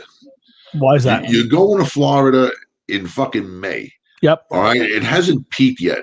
I want you to go down to Florida in July and August. Oh, I know what I'm getting. When it fucking rains and then it stops and then it's steamy hot like a motherfucking. Absolutely. There's mosquitoes the size of footballs and there's alligators and poisonous fucking dogs and stuff like that. You got to be careful down there. You can't just go down there. No, but I can go to Hulk Hogan's Beach Shop in Clearwater, Florida, and have a great time. Listen, I'm sure he has a www dot someplace you could just fucking order some stuff for there too. You know, nothing better. Let me tell you something. There was nothing better than walking down Clearwater Boulevard, whatever that street is, just stopping at the shops and going in to get something to eat, and going into the Hogan's hangout and having a good time and listening to bands and not wearing masks and people just being human beings. Couldn't beat it for the life of me. But I digress. Let's talk about the Knicks. Let's talk about the. I know you're not a big Knicks fan, and I'm not. But I'm interested in seeing what's going to happen and what they're going to do. Well, this is definitely a team that nobody expected to finish in 4th place. Well, that's my point. So before the season started, I went to get a chance to check it out. I was doing a lot of baseball stuff, but I guarantee you nobody figured the Knicks for better than 500 at best. If we consider they won like 19 games last year, they won 41 this year. Nobody would have expected it. So if I would have told you before the season, Jeff, the Knicks are going to squeeze into the playoffs and they're going to lose in the first round, as a Knicks fan, you might have said, "Hey, I'll take that tomorrow." We're 500 and we squeezed into the 8th seed in the playoffs and we get beat. No big deal. We made the playoffs for the first time in 8-9 years. As a fan, you kind of take that, right? Yeah. Well, the opposite happens. The Knicks go out there. They're the 4th best team in the East. They win 41 games. They're got a playoff home series. Now, do the expectations change, Jeff? If the Knicks go out there and lose, 3-2 to Atlanta, is it a disappointing season? Has it reversed itself? And is it fair if it did? Atlanta is pretty much neck and neck with the Knicks, I believe. Yep. That they had the same record, or the Knicks were one game better than Atlanta. But you know what? This is how I look at it. Okay, if you're a Knicks fan, I would think that you're waiting for this team to win at least one round. One round. I don't see them going past the second round. But listen, who thought they were going to finish in fourth place? So is there a possibility that they could win and get into the third round of the playoffs, win the second round? Probably not. Yeah, I think that would be a stretch. I think they're a shooter short of that, but they play good defense. They play every night. I mean, I would love to see them win a series, and then after that, it's all. I think at this point that the expectations are high, so you will be disappointed. It will not be a failure season if they lose. And Patrick, by the way, I just ordered some more shirts. As soon as it's in, you got one. I just ordered some new shirts. Probably 2 or 3 weeks, and then I will get you a nice 3X Hard Rocket Sports shirt. We got some nice ones. Just ordered them before I went on vacation, so I'm a couple weeks out from getting them. When I get them, I promise you're going to get one. You're here every week supporting the show. You'll definitely get a shirt. Yeah, thank you for coming on every week, man. Don't you have anything better to do to Patrick than to hang out with us? Hey, he's not going hanging out with us. What the hell? We're talking sports. Oh, look, real quick question. I don't know if you looked this week. I know there's a lot of things going on in the world, but I got to ask, are our fans in Israel still alive? They are. I did check, and we did have a tick up, I believe, in viewership. Really? I think people hiding in the bunkers are listening to the Hard Rocket Sports Show. Maybe they're looking to us for guidance and to see what's going on. I think it's us and Kyrie Irving. I think maybe because he is concerned. He is very concerned. Yes, Kyrie. But I will say this much to our friends in Israel: stay safe, keep the radio on, and listen to us, and we'll keep you tidbits. You're gonna win, man. You're gonna win.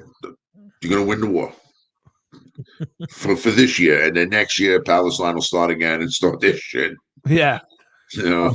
What a sad state, but I got to say something real quick. I know we're kind of drifting too far. A lot of people on Facebook were bugging out this week about what? About Israel and Palestine fighting, and Joe Biden. Yeah.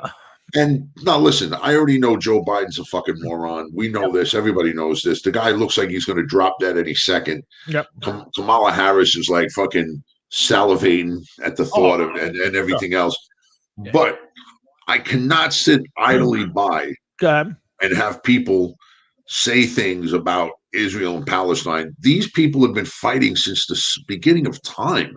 It does not matter who's the president of the United States. They don't care. No, I agree with that. They've been fighting for years. Yeah, it's not going to stop. No, I agree.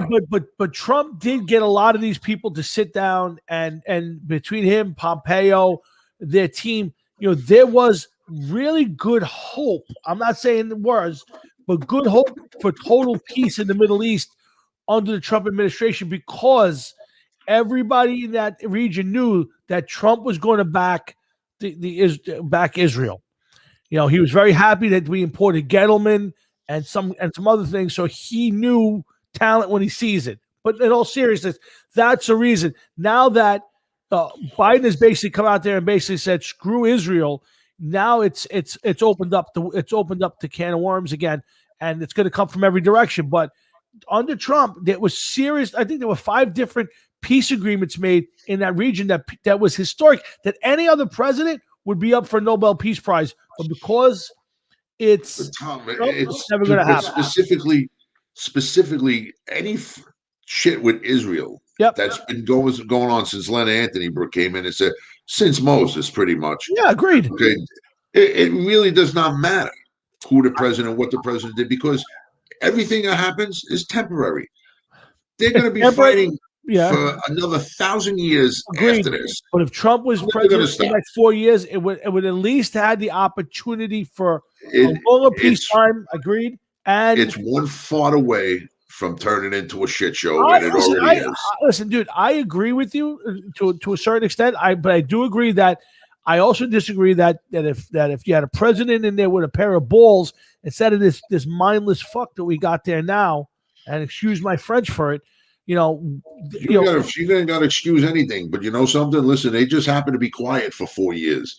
Please don't think that because he was there that this stopped it. No, that's exactly. It's been going on for a million years. I got it. But if it went on for a million years and for 4 years it mysteriously stopped, there's a reason, and the reason is you had a president in the chair who said, "Don't mess with them, because if you mess with them, you mess with us."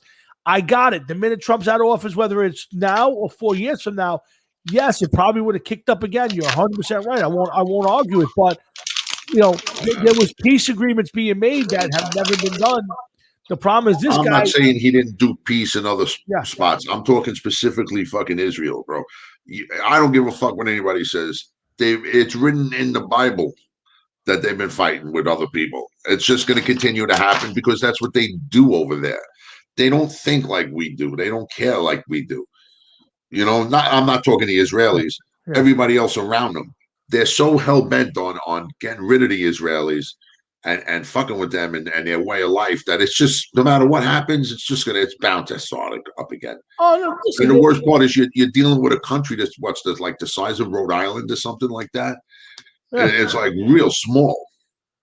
Yeah, again, I can give you a list of people who have who had treaties with Israel since Trump took office, and it's amazing like how much he did in that region. But again, and anybody else. I mean, Jimmy Carter got peace between Egypt and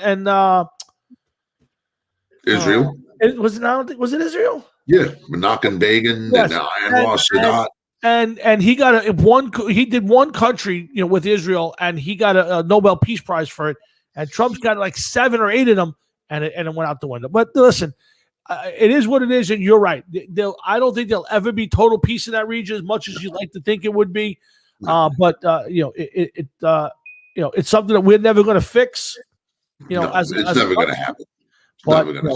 But again, I feel better knowing that Kyrie Irving's out there trying to solve the problems, Jeff. That makes me sleep at night. Oh man, if you're a Nets fan, you got to be fucking fuming inside over that, no? Yeah. Like, what the fuck? What are you, an ambassador or a fucking basketball player? What the fuck is the matter with that guy? Oh my god, I don't get it with him. Like I like you read some stuff and you go, well, maybe he isn't such a bad guy. And then you read other things and the things he says, and then he just I'm taking off a week because I'm upset about Israel and Palestine fighting, and I can't play tonight. Like you get stuff like that, you just go, grow up, go out and play the game. I don't get it. You know what I mean? Like I just don't get it. No, nobody does. And I find him very hard to root for a lot of reasons. I'm rooting against the Nets in the playoffs. I hope they lose. I'm really praying that they play the Knicks in the finals, in the conference finals, and the Knicks beat them. But I don't think the Knicks will get there.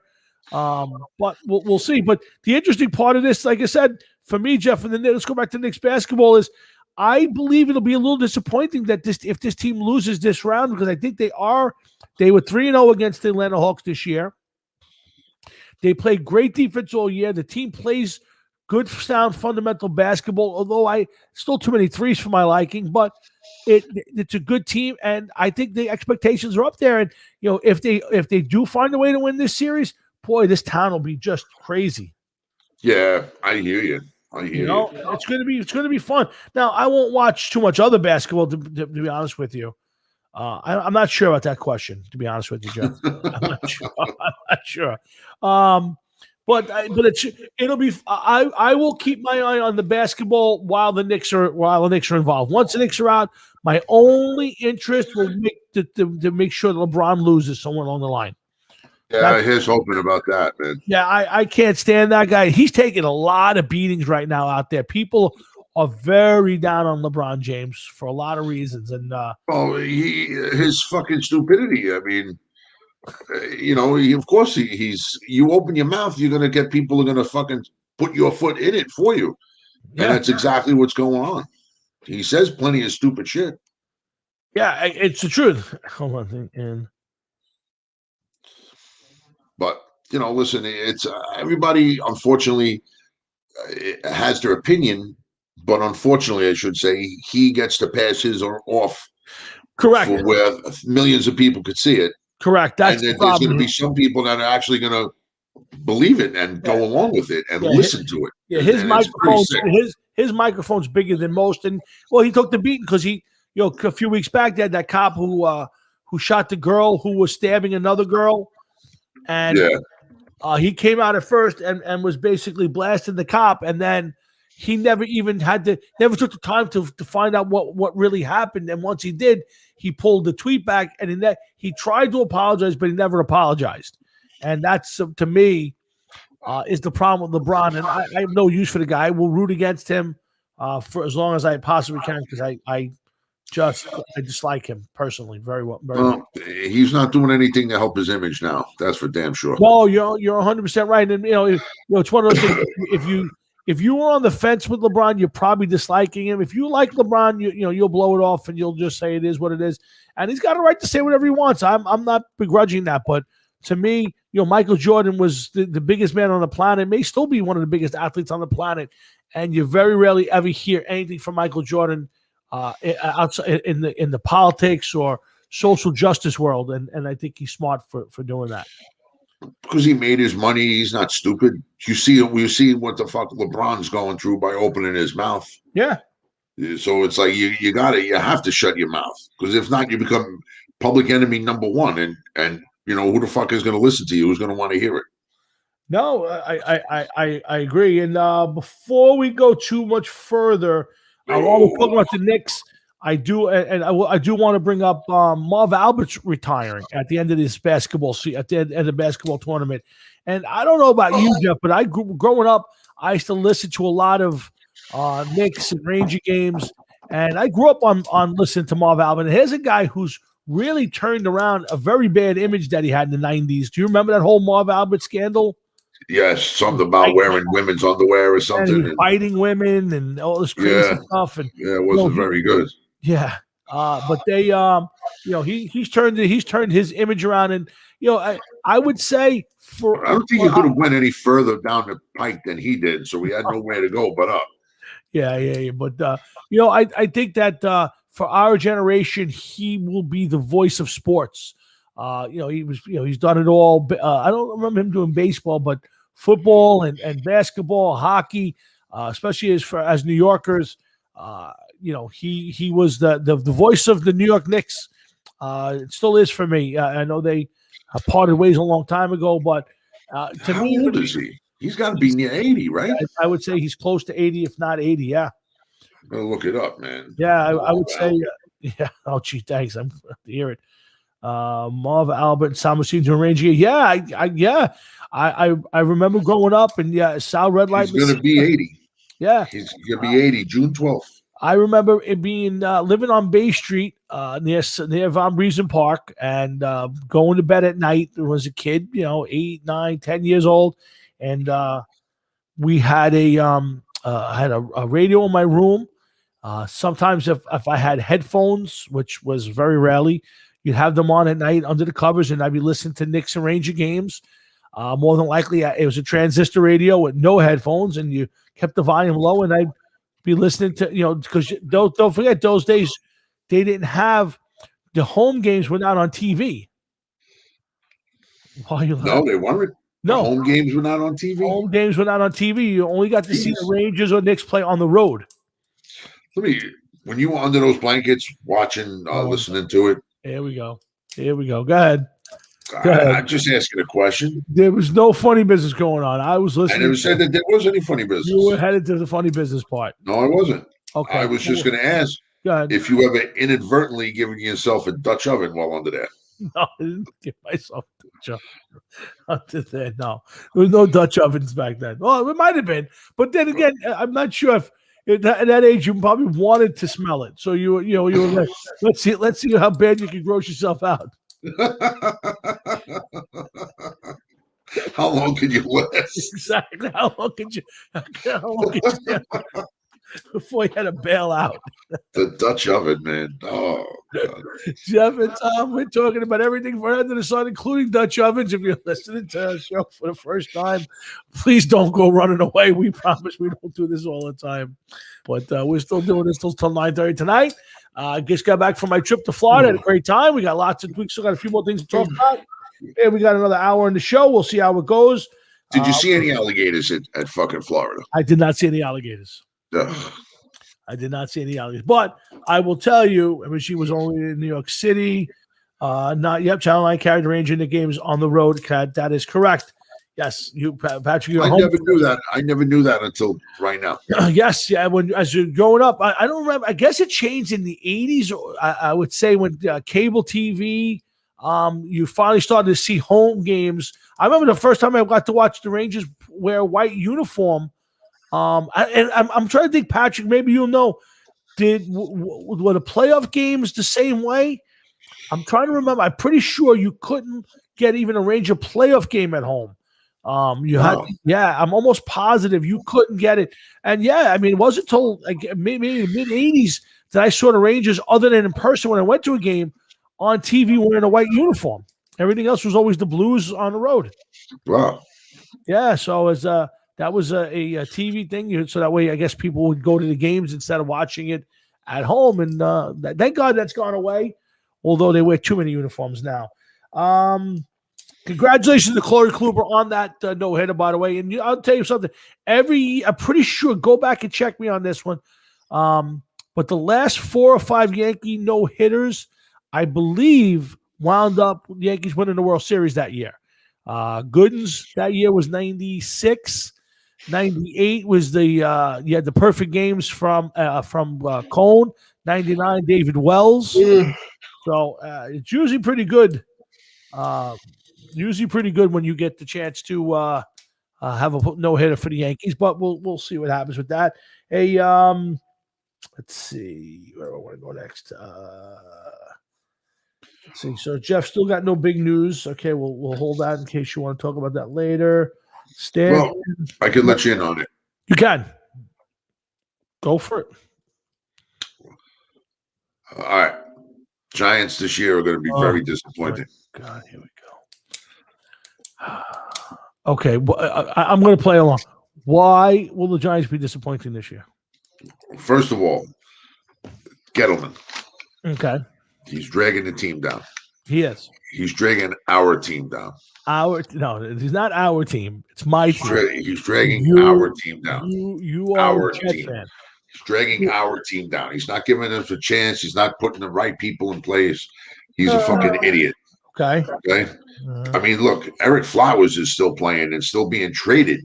Yes. And sought after. Yes. And the Giants had him and they let him go. The Giants are just a bad team, Tom. And the sooner you realize it, and then when you go down to Florida, forget it. You're not going to even get to know them. You're going to be a fucking Dolphins fan or a Buccaneers fan or whatever. It's best to cut ties with them now. No chance. Listen, first of all, I go to Florida. I'll be wearing my big blue all over the place because I'm a big blue fan.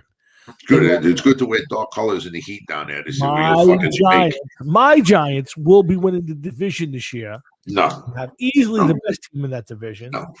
The Dolphins. The Redskins with Cowboys coming in second place. The division winners. Redskins. With Fitzpatrick as the quarterback. Is that really where you're going to go with this? Yeah. Fitzpatrick's the quarterback. Fitzpatrick goes to the fucking playoffs first time in his career this year. You put that's in stone? We can put that in stone? Stone. Dude, you could put that in cryogenics. Pull it out next year at this time. We'll still be talking about it. And when the Giants turn around and they say, why didn't we go after Justin Fields? Why didn't we move up for so-and-so? You'll see. Giants have a quarterback. We're set for 10 years with our quarterback. You're set for 10 years. You're set for mediocrity for the next 10 years. We're set. I'll give you the prediction now. You want the prediction right now? Yeah, 1-16. No, I will tell you. I'm going to give you 4, but I'm going to be a little on the pessimistic, pessimistic side. 4-13. No, okay, I'll take it. 4 division titles in the next 10 years. Get the fuck out of here. 2 Super Bowl appearances, at least 1 win. At least 1. I'm going to say 1. I don't want to be too much of a braggart. I think it's 2 wins.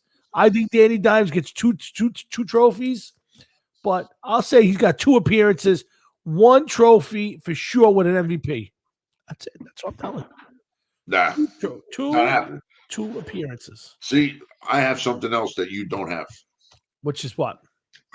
Right here. What's that? This is a very old book. You see, it's held together by leather. Uh-huh. Okay. I got a book just like that. No, you don't. Yes, I do. This one says here, the scourge named Gettleman will destroy everything he touches in blue. Nothing will be backing. Nothing will be right again until he leaves. That's a fake notebook. This is leather bound. This is leather. No, that ain't. It's clever. Yeah, there you go. What is that? A Roarer's War sticker on it too? No. Yes, it is. Yeah. See, it's not real. It's fake book. Fake book. It's not a fake book. This is a real book. This is what men use when they come up with real mock drafts, not like your fake mock drafts that you. That's what men use when they run out of toilet paper and you got to use some fucking paper to wipe your fucking ass with. Look at it this way: the Giants have no chances at 500. You're very right, Leonard. That's very true. Let me put it this way: the Giants have no chance at all. Period. Whether it was 1 game or 117 games, they're going to suck. Listen to the Jeff. You know what? While we're at it, we're ripping teams. I want to ask you a serious question. Do you think you can have a serious conversation about something? As long as I have this with me, I can. Yes. Okay. I'm going to ask you a serious question that only serious men should answer. Okay. Are you a serious man, Jeff Tolwinski? All the time. Okay. Is your boy Joe Namath iconic or part of just an iconic moment? He's both. No, it can't be both. Yes, he can. Both. No, you can't be both. Yes, he can. No way. Yes, he can. Why? You can't be. He can. He's part of an iconic moment in football history. You called him iconic today. You said he was the most iconic player, greatest, this, that, and the other thing, whatever you want to call it. I'm asking you. I can't explain it if you're going to continue to talk over me. All right, I'll let you explain how your boy, and I'm going to give you some backup to my thoughts. But God, you go first, please. All right. First of all, is he iconic in a moment in time in league history and New York history and football? Of course he is. Him walking off the field like this with his finger held high. Iconic moment. Iconic moment captured on film. Okay. Is he iconic in New York sports? Yes. Is he iconic in the NFL? Yes, he is.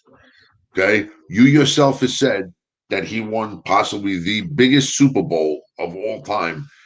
Yes, by ushering the AFL into the NFL.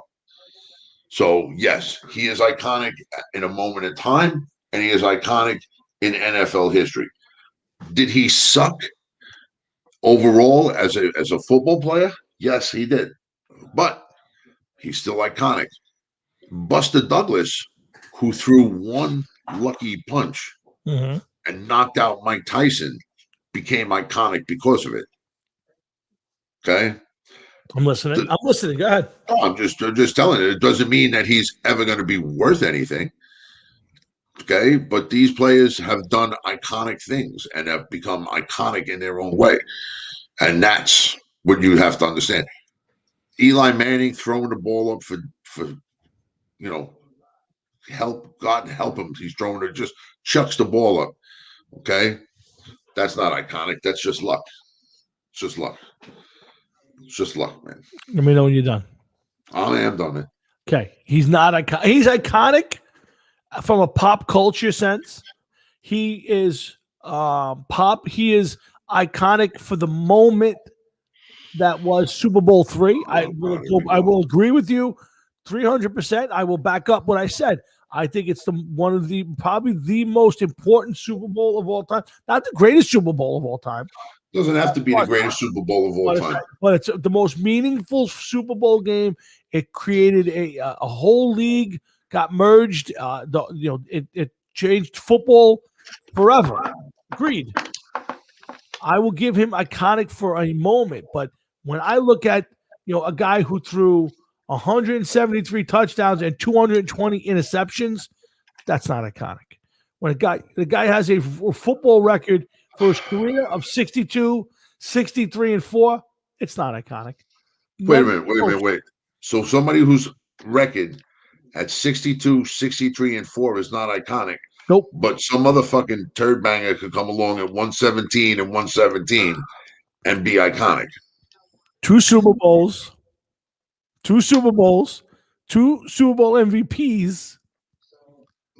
Check his stats. It's a little better than 173, 220 for 27,000 yards. It's disgusting that is the greatest player in your. Think about it. That's the greatest player in your team's history, and he's subpar mediocre. Subpar. Who said that he's the greatest player in New York Jet history? Who is thought of as the best player in New York Jets history? Good. I can think of a lot of different players that are better than he was. Yeah, give me three. Give me three guys better than Joe Willie. Joe Klecko, Mark Gastineau, Darrell Revis, Curtis Martin. Curtis Martin was drafted by the Patriots. I'm talking about. Didn't matter. Where did he cut his teeth with the New York Jets? Kevin Mawai, Joe Klecko. I love Nick Joe Mangold, Klecko. Brickishaw Ferguson. All great players in their own right. Mark Gastineau. I'm sorry. Your left tackle is your greatest player in your team's history. Oh. Doesn't matter. He's one of. He's one of. It's embarrassing. It's almost. It's beyond embarrassing. I'm embarrassed for you. That's okay. I'm embarrassed. That's okay. Who's this? My two-time Super Bowl MVP. Two-time. Slack jawed and shit like that. You could punch that man in the mouth. His fucking bottom jaw go over the back of his head. Two-time Super Bowl MVP, winning champ. Eli Manning. Please. Eli Manning. I'm asking you, please. I'm asking you in a nice way, please. I have taught the GOAT, the Overlord, whatever noun he's using this week. Please. I have taught him a lesson about iconic. Iconic is not 62, 60. Your guy throwing the ball with a shit stain down the back of his pants as wide as a highway. My guy. All right.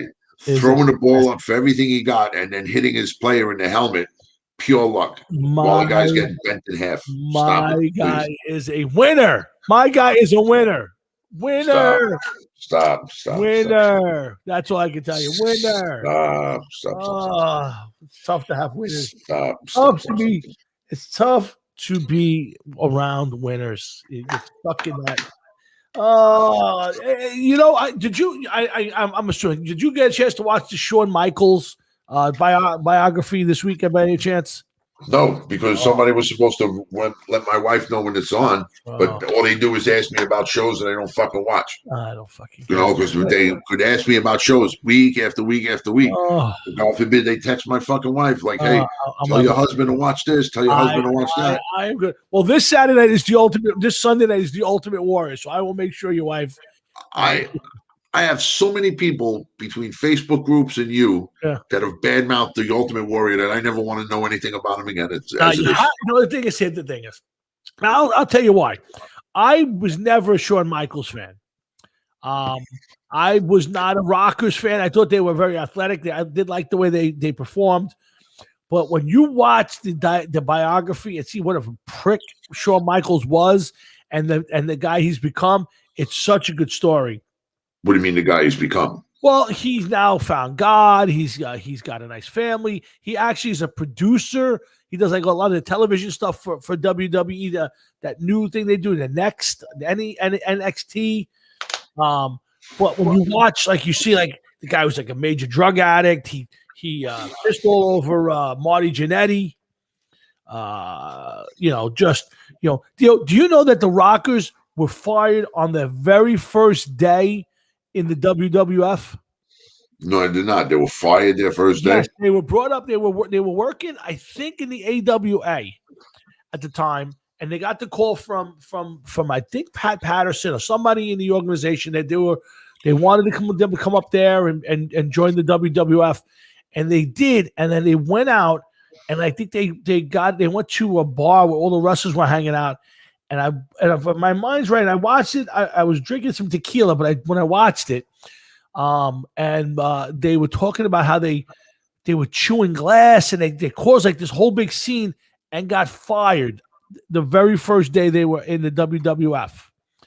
And it took them a year to work it back and they get the call to come back. And then the Rockers, they were the Midnight Rockers, and then they were the Rockers, and then they were just one Rocker. And when they were never the Rockers, or I mean, they were the Rockers, yes, but they were never just known as one Rocker because once Shawn Michaels left, Marty Jannetty, I guess, went on to go revive or start his drug career. Correct. And then Shawn Michaels became the Heartbreak Kid. Yeah. Yeah, HBK, whatever you want to talk. But never liked him. Neither did I. And what I found out was like Triple H actually saved his life on a bunch of occasions because he would get so drugged up that Triple H would actually like go and check on him in the middle of the night, like set his alarm every 2 hours to go and make sure he turned them so he wouldn't throw up and swallow his own vomit, and like he literally kept him alive for a long time. And then they had a falling out. It's a great documentary. And while I'm not the biggest Ultimate Warrior fan, I love finding out all this behind the scenes shit that goes on in the WWF. It's so cool to watch. So I promise you, I will text your wife to remind her about that one.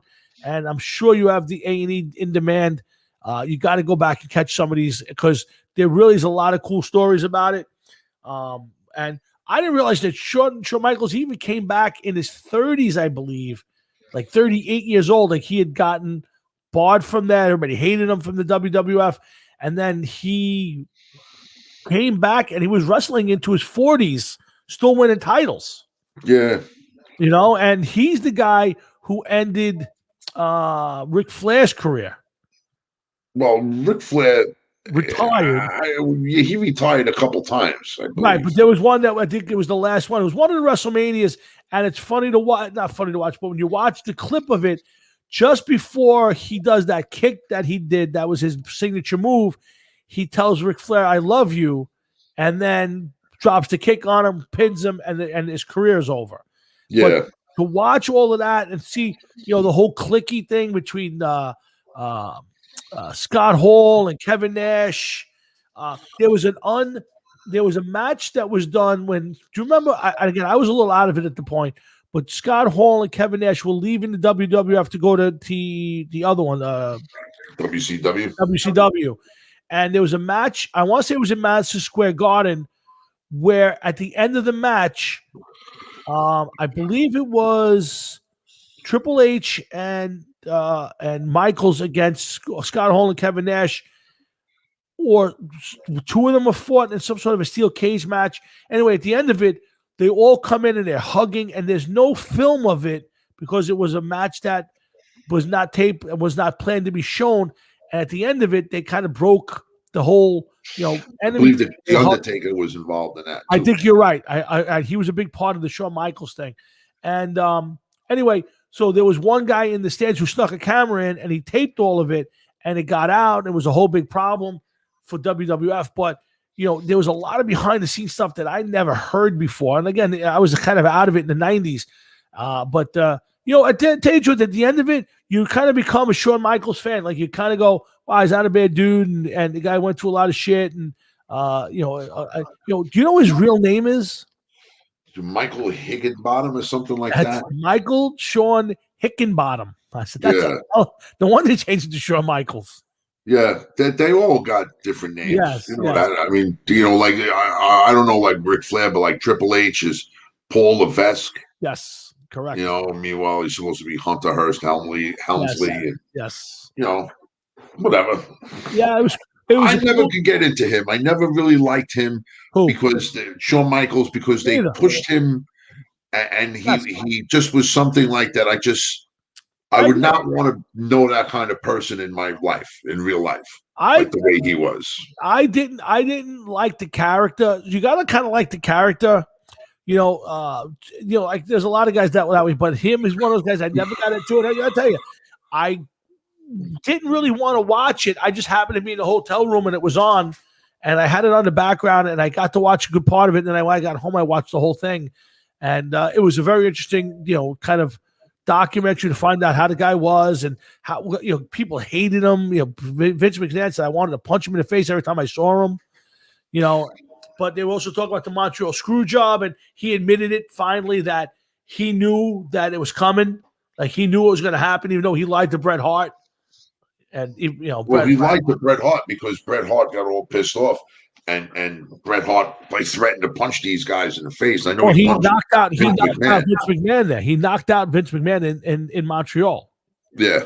Yeah, they tell the whole story. So I will promise I will send your wife a message so you can take a look at it. But to his credit, though, I will say this much: Vince McMahon knew that it was coming and stood there and took it too.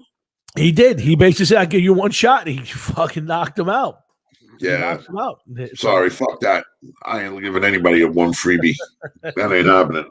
I got you. Hard Rockin' Sports, Jeff and Tom. Still talking some sports. We got a couple more things, and we'll wind it up a little bit tonight. I got an early start tomorrow morning, so I want to maybe get a little bit off the air early. But we've gone through a lot of stuff so far. A couple more things to get to, Jeff. Ozzy came out this week and said he owes his career to Randy Rhoads. Randy Rhoads, as you know, got inducted into the Rock and Roll Hall of Fame on his own. I think one of those categories. I forget it's kind of like a bullshit guy. Him and LL Cool J on the music contributor thing. I'm like, with that whole thing.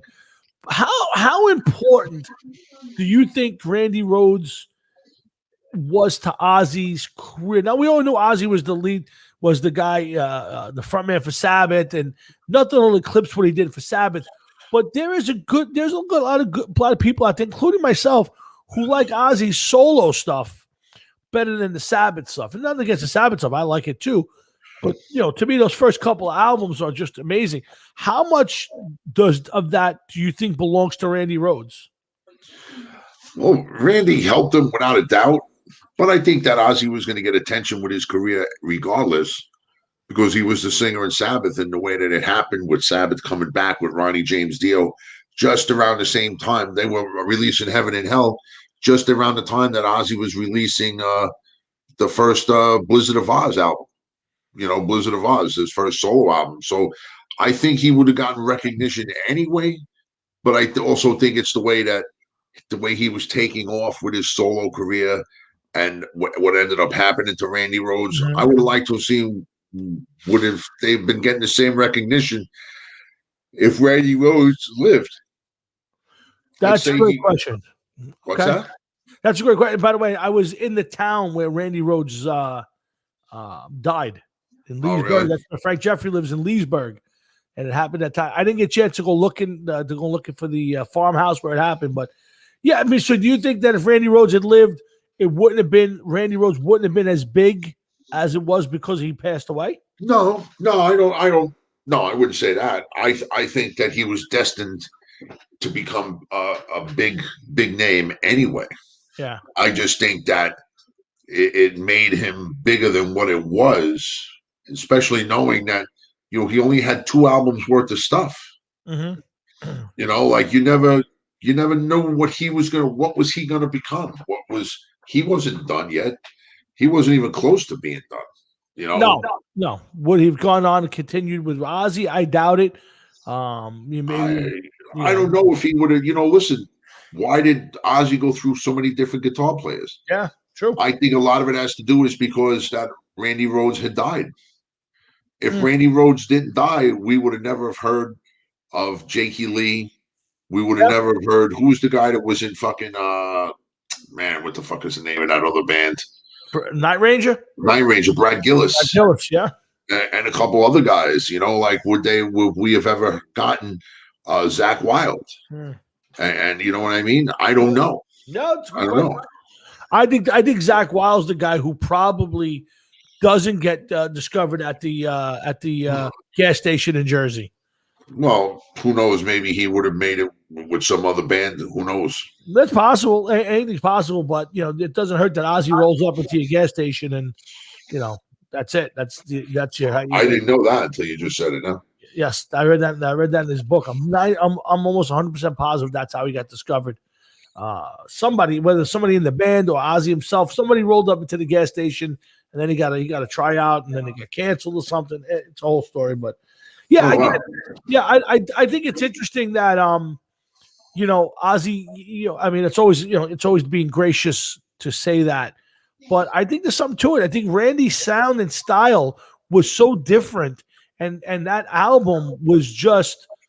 Blizzard of Oz is just an iconic album, and I just think that maybe it'd have been any guitar player. It's very possible that maybe if that was Jakey Lee or Zach Wilde or whoever, maybe it would have been the same thing. But those first two albums put Ozzy back on the map. And let's be honest, back in those days, I there weren't a lot of people talking about Sabbath in 1980, 81. I'm not, it wasn't a big part of our lives. To me, Ozzy jumped in stature, the biting of the bat, the dove, all that was, Ozzy being the madman. But, it didn't hurt that Randy Rhoads' style was so different at that point. I think that definitely pushed him to another level.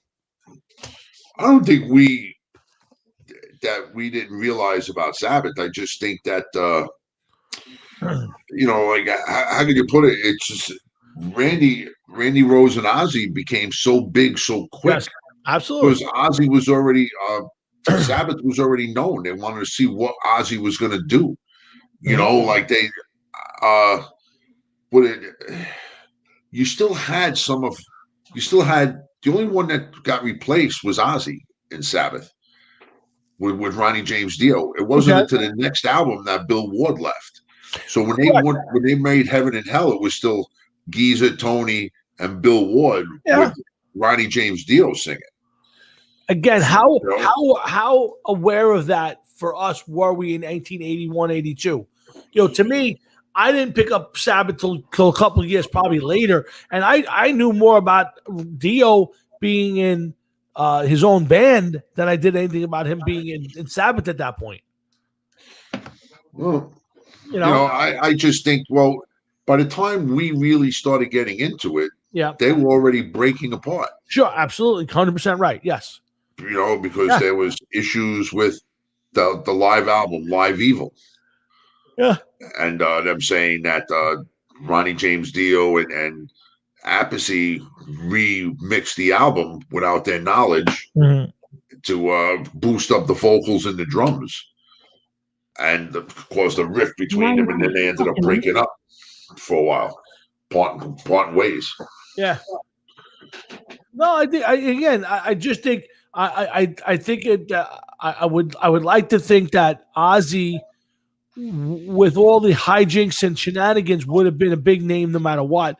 But I definitely think, do I think that Ozzy would have achieved the success with Brad Gillis? I don't. I don't believe that's the case. I think. Don't forget 60 seconds. Don't forget too, when Live Aid came around. Yeah. Ozzy and Sabbath played that. It wasn't Ozzy and his solo band. Correct. That played that. They ended up getting Sabbath back together for that. Correct. And you're 100%. But that's 85. I think it's Sabbath at that point. Ozzy at 6 years after he left Sabbath. Yeah. After his first album came out. Yeah, so it's an interesting point. No, it's an interesting point that I'm going to guess that had been one of their first times ever playing together after all of that. I would think, I don't know for sure, but I would say so, yeah. Yeah, I mean, that's interesting, the fact that they played there. I forgot that they did. And you're 100% right. That's a good call. That's a very good call. Hard Rock and Sports. Jeff and Tom talking some sports. A few more minutes before we end this thing. A couple more things for me, Jeff.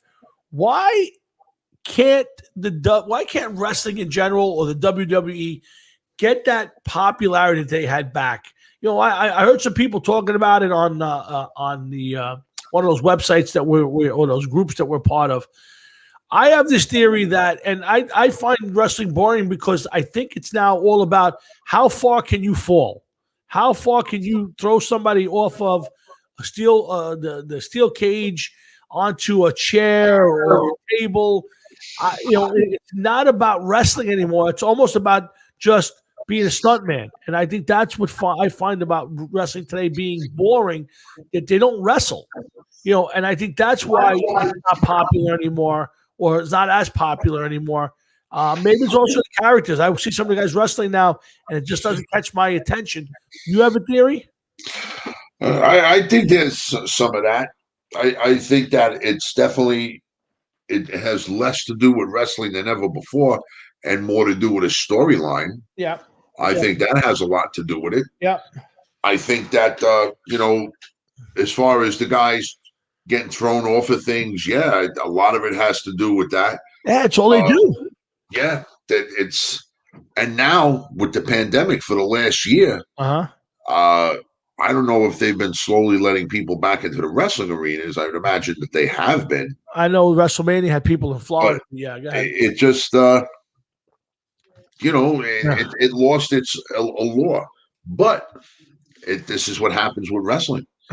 It has its peaks and valleys. It has its highs and its lows, but also too, I've been trying to pay a little bit of attention to it. Oh yeah, on the computer, not watching it on TV. Okay, but just on the computer, and none of the characters, none of the men, right, none of the people strike me as somebody that I want to watch. The women's division, they have a women's tag team. Yes. And nothing that there's anything wrong with that. Nope. Don't get me wrong, but it seems like they're trying to sell the women in order to get to the next level. And I just sometimes wonder, it's like, is that the way to go for this? It doesn't seem. What is the allure? Just so that you could fucking get some 12-year-old kid to wax his carrot because 4 women are having a tag team match. Yeah. And there's some guys that were tag team wrestlers for 100 years. Yeah. And then once they got a new partner, it's like, well, I don't know. I don't have no interest in that. And I think that tag team wrestling at this point in time might be considered boring. Oh, I agree with that. Yeah. Does anybody really want to see a tag team at this point in time? Problem is they don't wrestle. That's the problem I have with it, Jeff. There's nobody wrestles. Like I said, they beat each other up. It's all about jumping over the ropes, throwing somebody over the ropes, or jumping off of a building and landing on having somebody land on a table or a chair or a ladder. There's no wrestling involved. Like I don't watch enough. So again, I'll be the first guy to say I don't watch near enough to criticize the whole thing. But when I do watch, it just seems like it's all about the extreme. And to me, growing up, it was the promos, and it was a good, solid wrestling match. I mean, back in the day, I was watching one the other day that they were talking about. Who was it? Shawn Michaels, I think, and Bret Hart had a 1 hour 1 hour wrestling match. 1 hour Iron Man match. Yeah, I mean that's insanity. I mean, I watched. Was it Survivor Series, SummerSlam? One of them this week. I watched another one of those over the weekend, and guys were wrestling, and it was some of the matches were 7 or 8 minutes. Some of them were 15 minutes. But it was all about wrestling and a little storyline and some promos, and it was just fun and it was still fun to watch. I just have to tell you. So, somebody asked in one of those groups, will it ever be fixed? Can it ever be? Yeah, anything's possible. It may come back around again.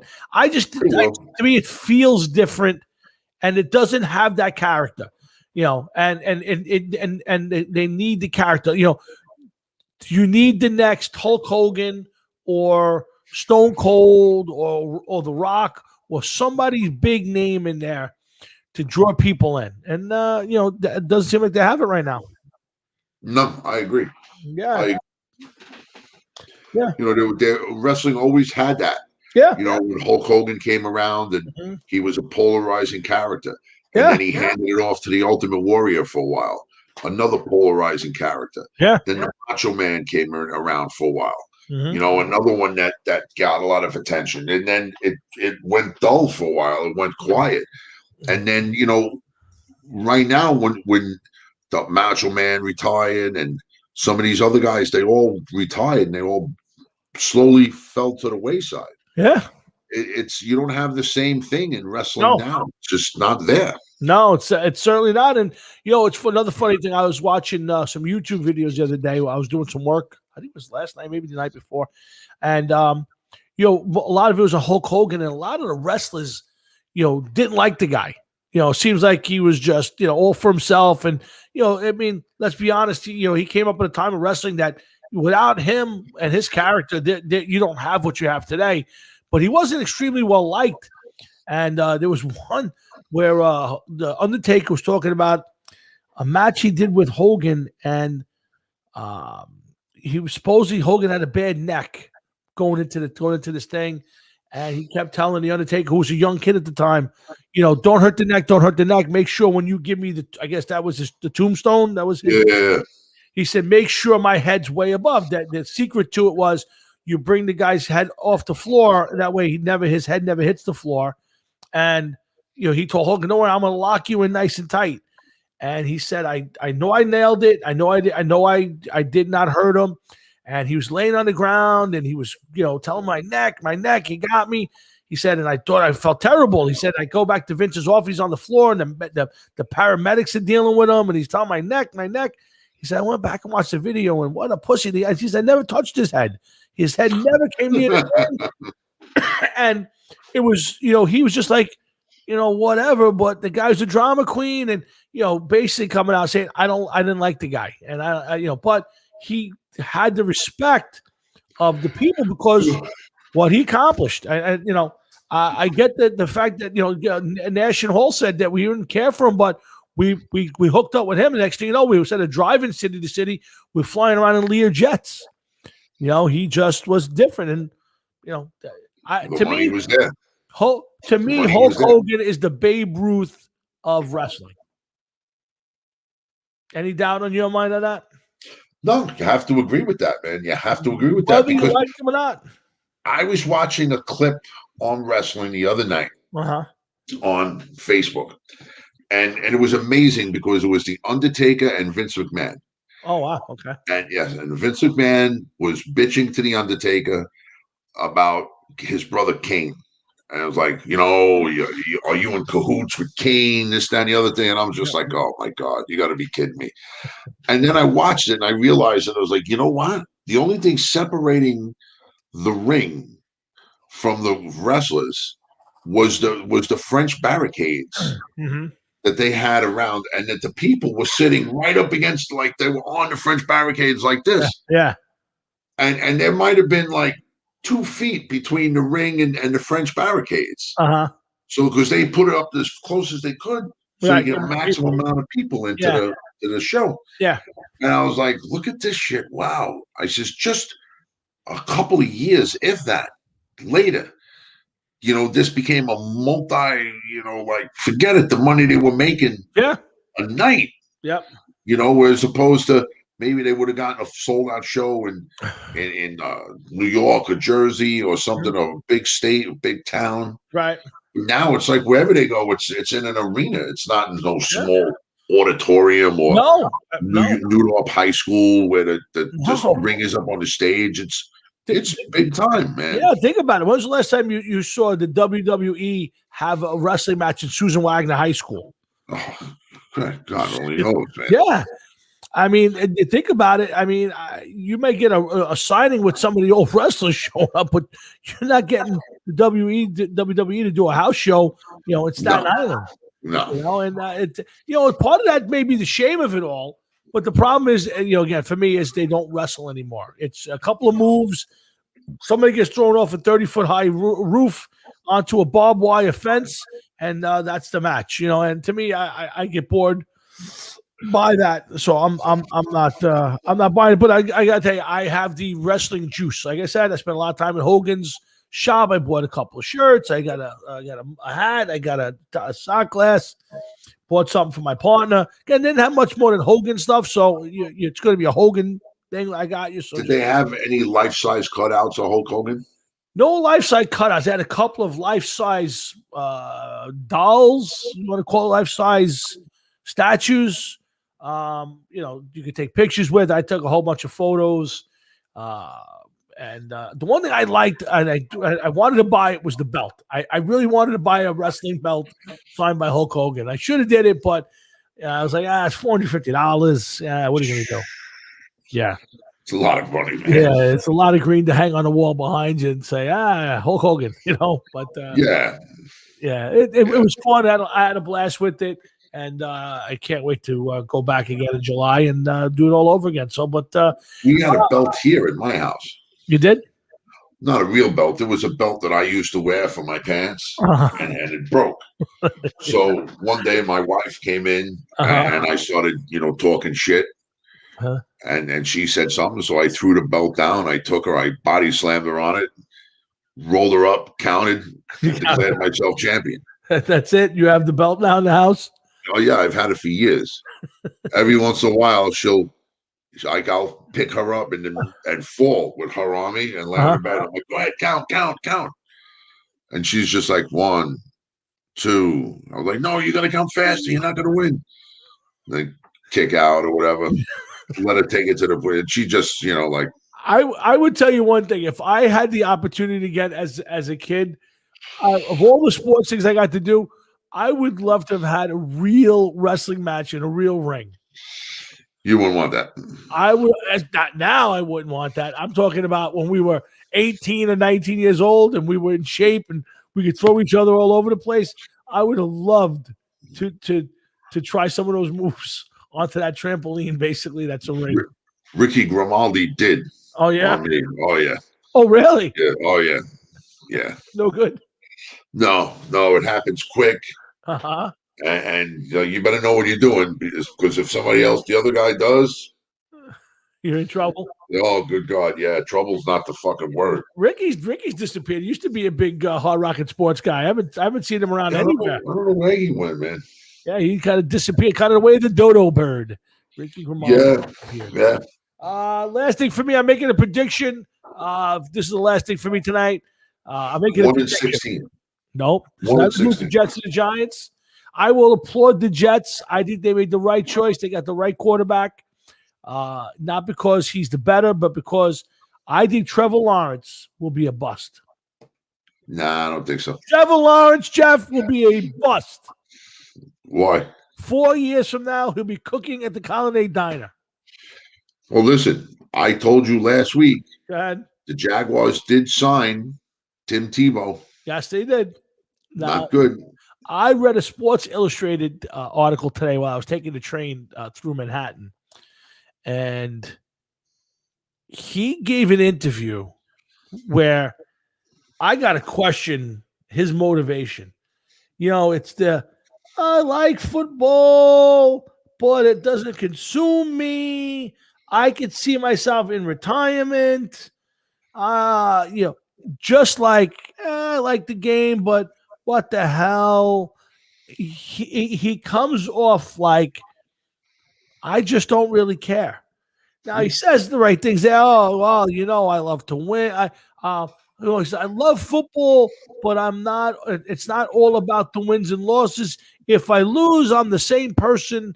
I don't take it so hard, Jeff. That is the makings of a guy who does not finish out his 4-year contract because he gets hurt. Believe that? I honestly believe that he may be the next Andrew Luck. Yeah, you think so? I'm telling you, if I get to see you Saturday, I'm going to bring you the article so you can read it yourself.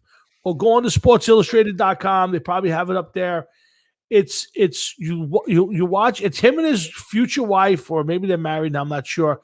And he's just basically saying, "Listen, I know I'm good, and I love football, but it's not who I am. It's not what defines me. I don't, if I lose, I lose. Of course, I want to win, but it's this whole thing, and it's like the anti-Tom Brady, anti-Eli Manning, anti-Peyton Manning. Like you want your quarterback that way. It just hurts to lose a football game. And I think he goes to a team that's bad, doesn't get much better, and I think he gets frustrated. I think he walks away. Listen, it's a prediction only. I could be dead wrong, of course. I'm making the prediction that he may not make his second contract. Wow. Oh, I guess time will tell. Yep, absolutely. We got a lot of football coming up in the future. Right now, football's a little slow. You're hitting that June period where basically there's nothing happening. Aaron Rodgers' situation's still out there. I don't think Aaron Rodgers is going anywhere, Jeff. I think Aaron Rodgers is going to be a Green Bay Packer this year. I'll be surprised if I see anything different. Yeah, I would like to think that he stays with Green Bay. I don't want to see him go anyplace. I tell you the truth, I feel that way for one reason, because I think if Rodgers is able to force himself out the door, you'll see more and more players start to do it. It is possible. So I'm hoping it doesn't happen. But again, guys, we'll wrap this up here. It's been a lot of fun. I thank my dad for calling in and everybody on there. We have a guest next week. It's some sort of a rock promoter. I don't have it in front of me. So we do have a guest next week, but we're going to come back. We'll have a lot more to talk about. Pretty soon we'll start doing some more football. We'll talk about the divisions. I like to start breaking down some of the teams in the divisions before training camp starts.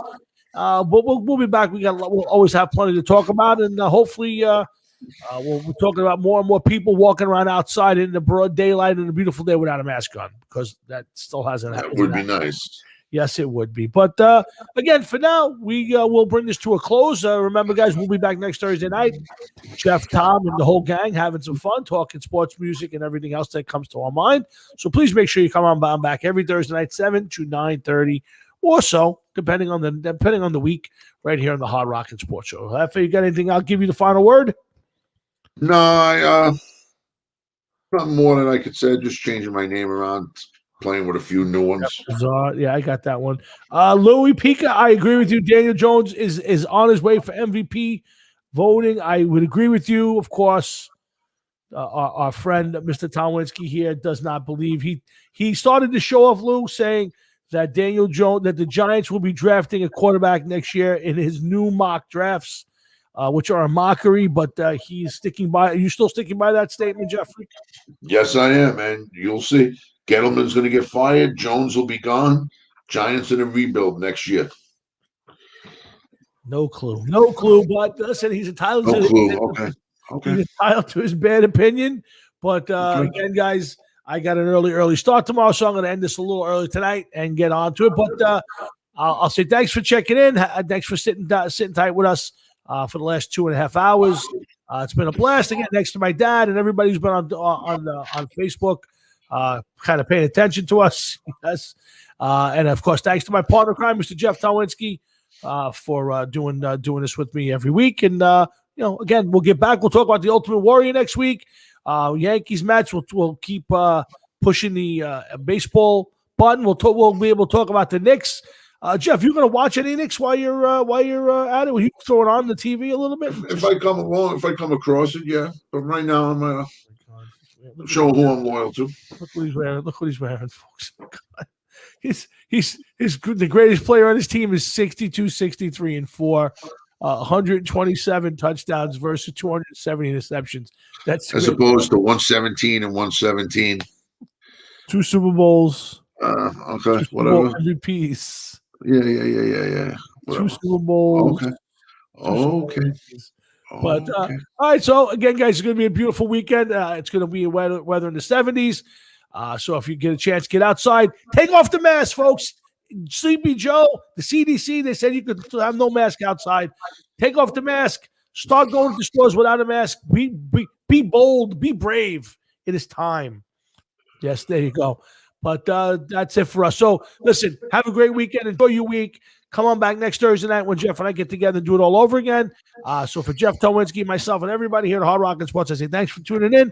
Thanks for listening. Thanks for being part of the show. And we'll see you next time on the Hard Rock and Sports Show. Have a later, my man. Later, my man. Later.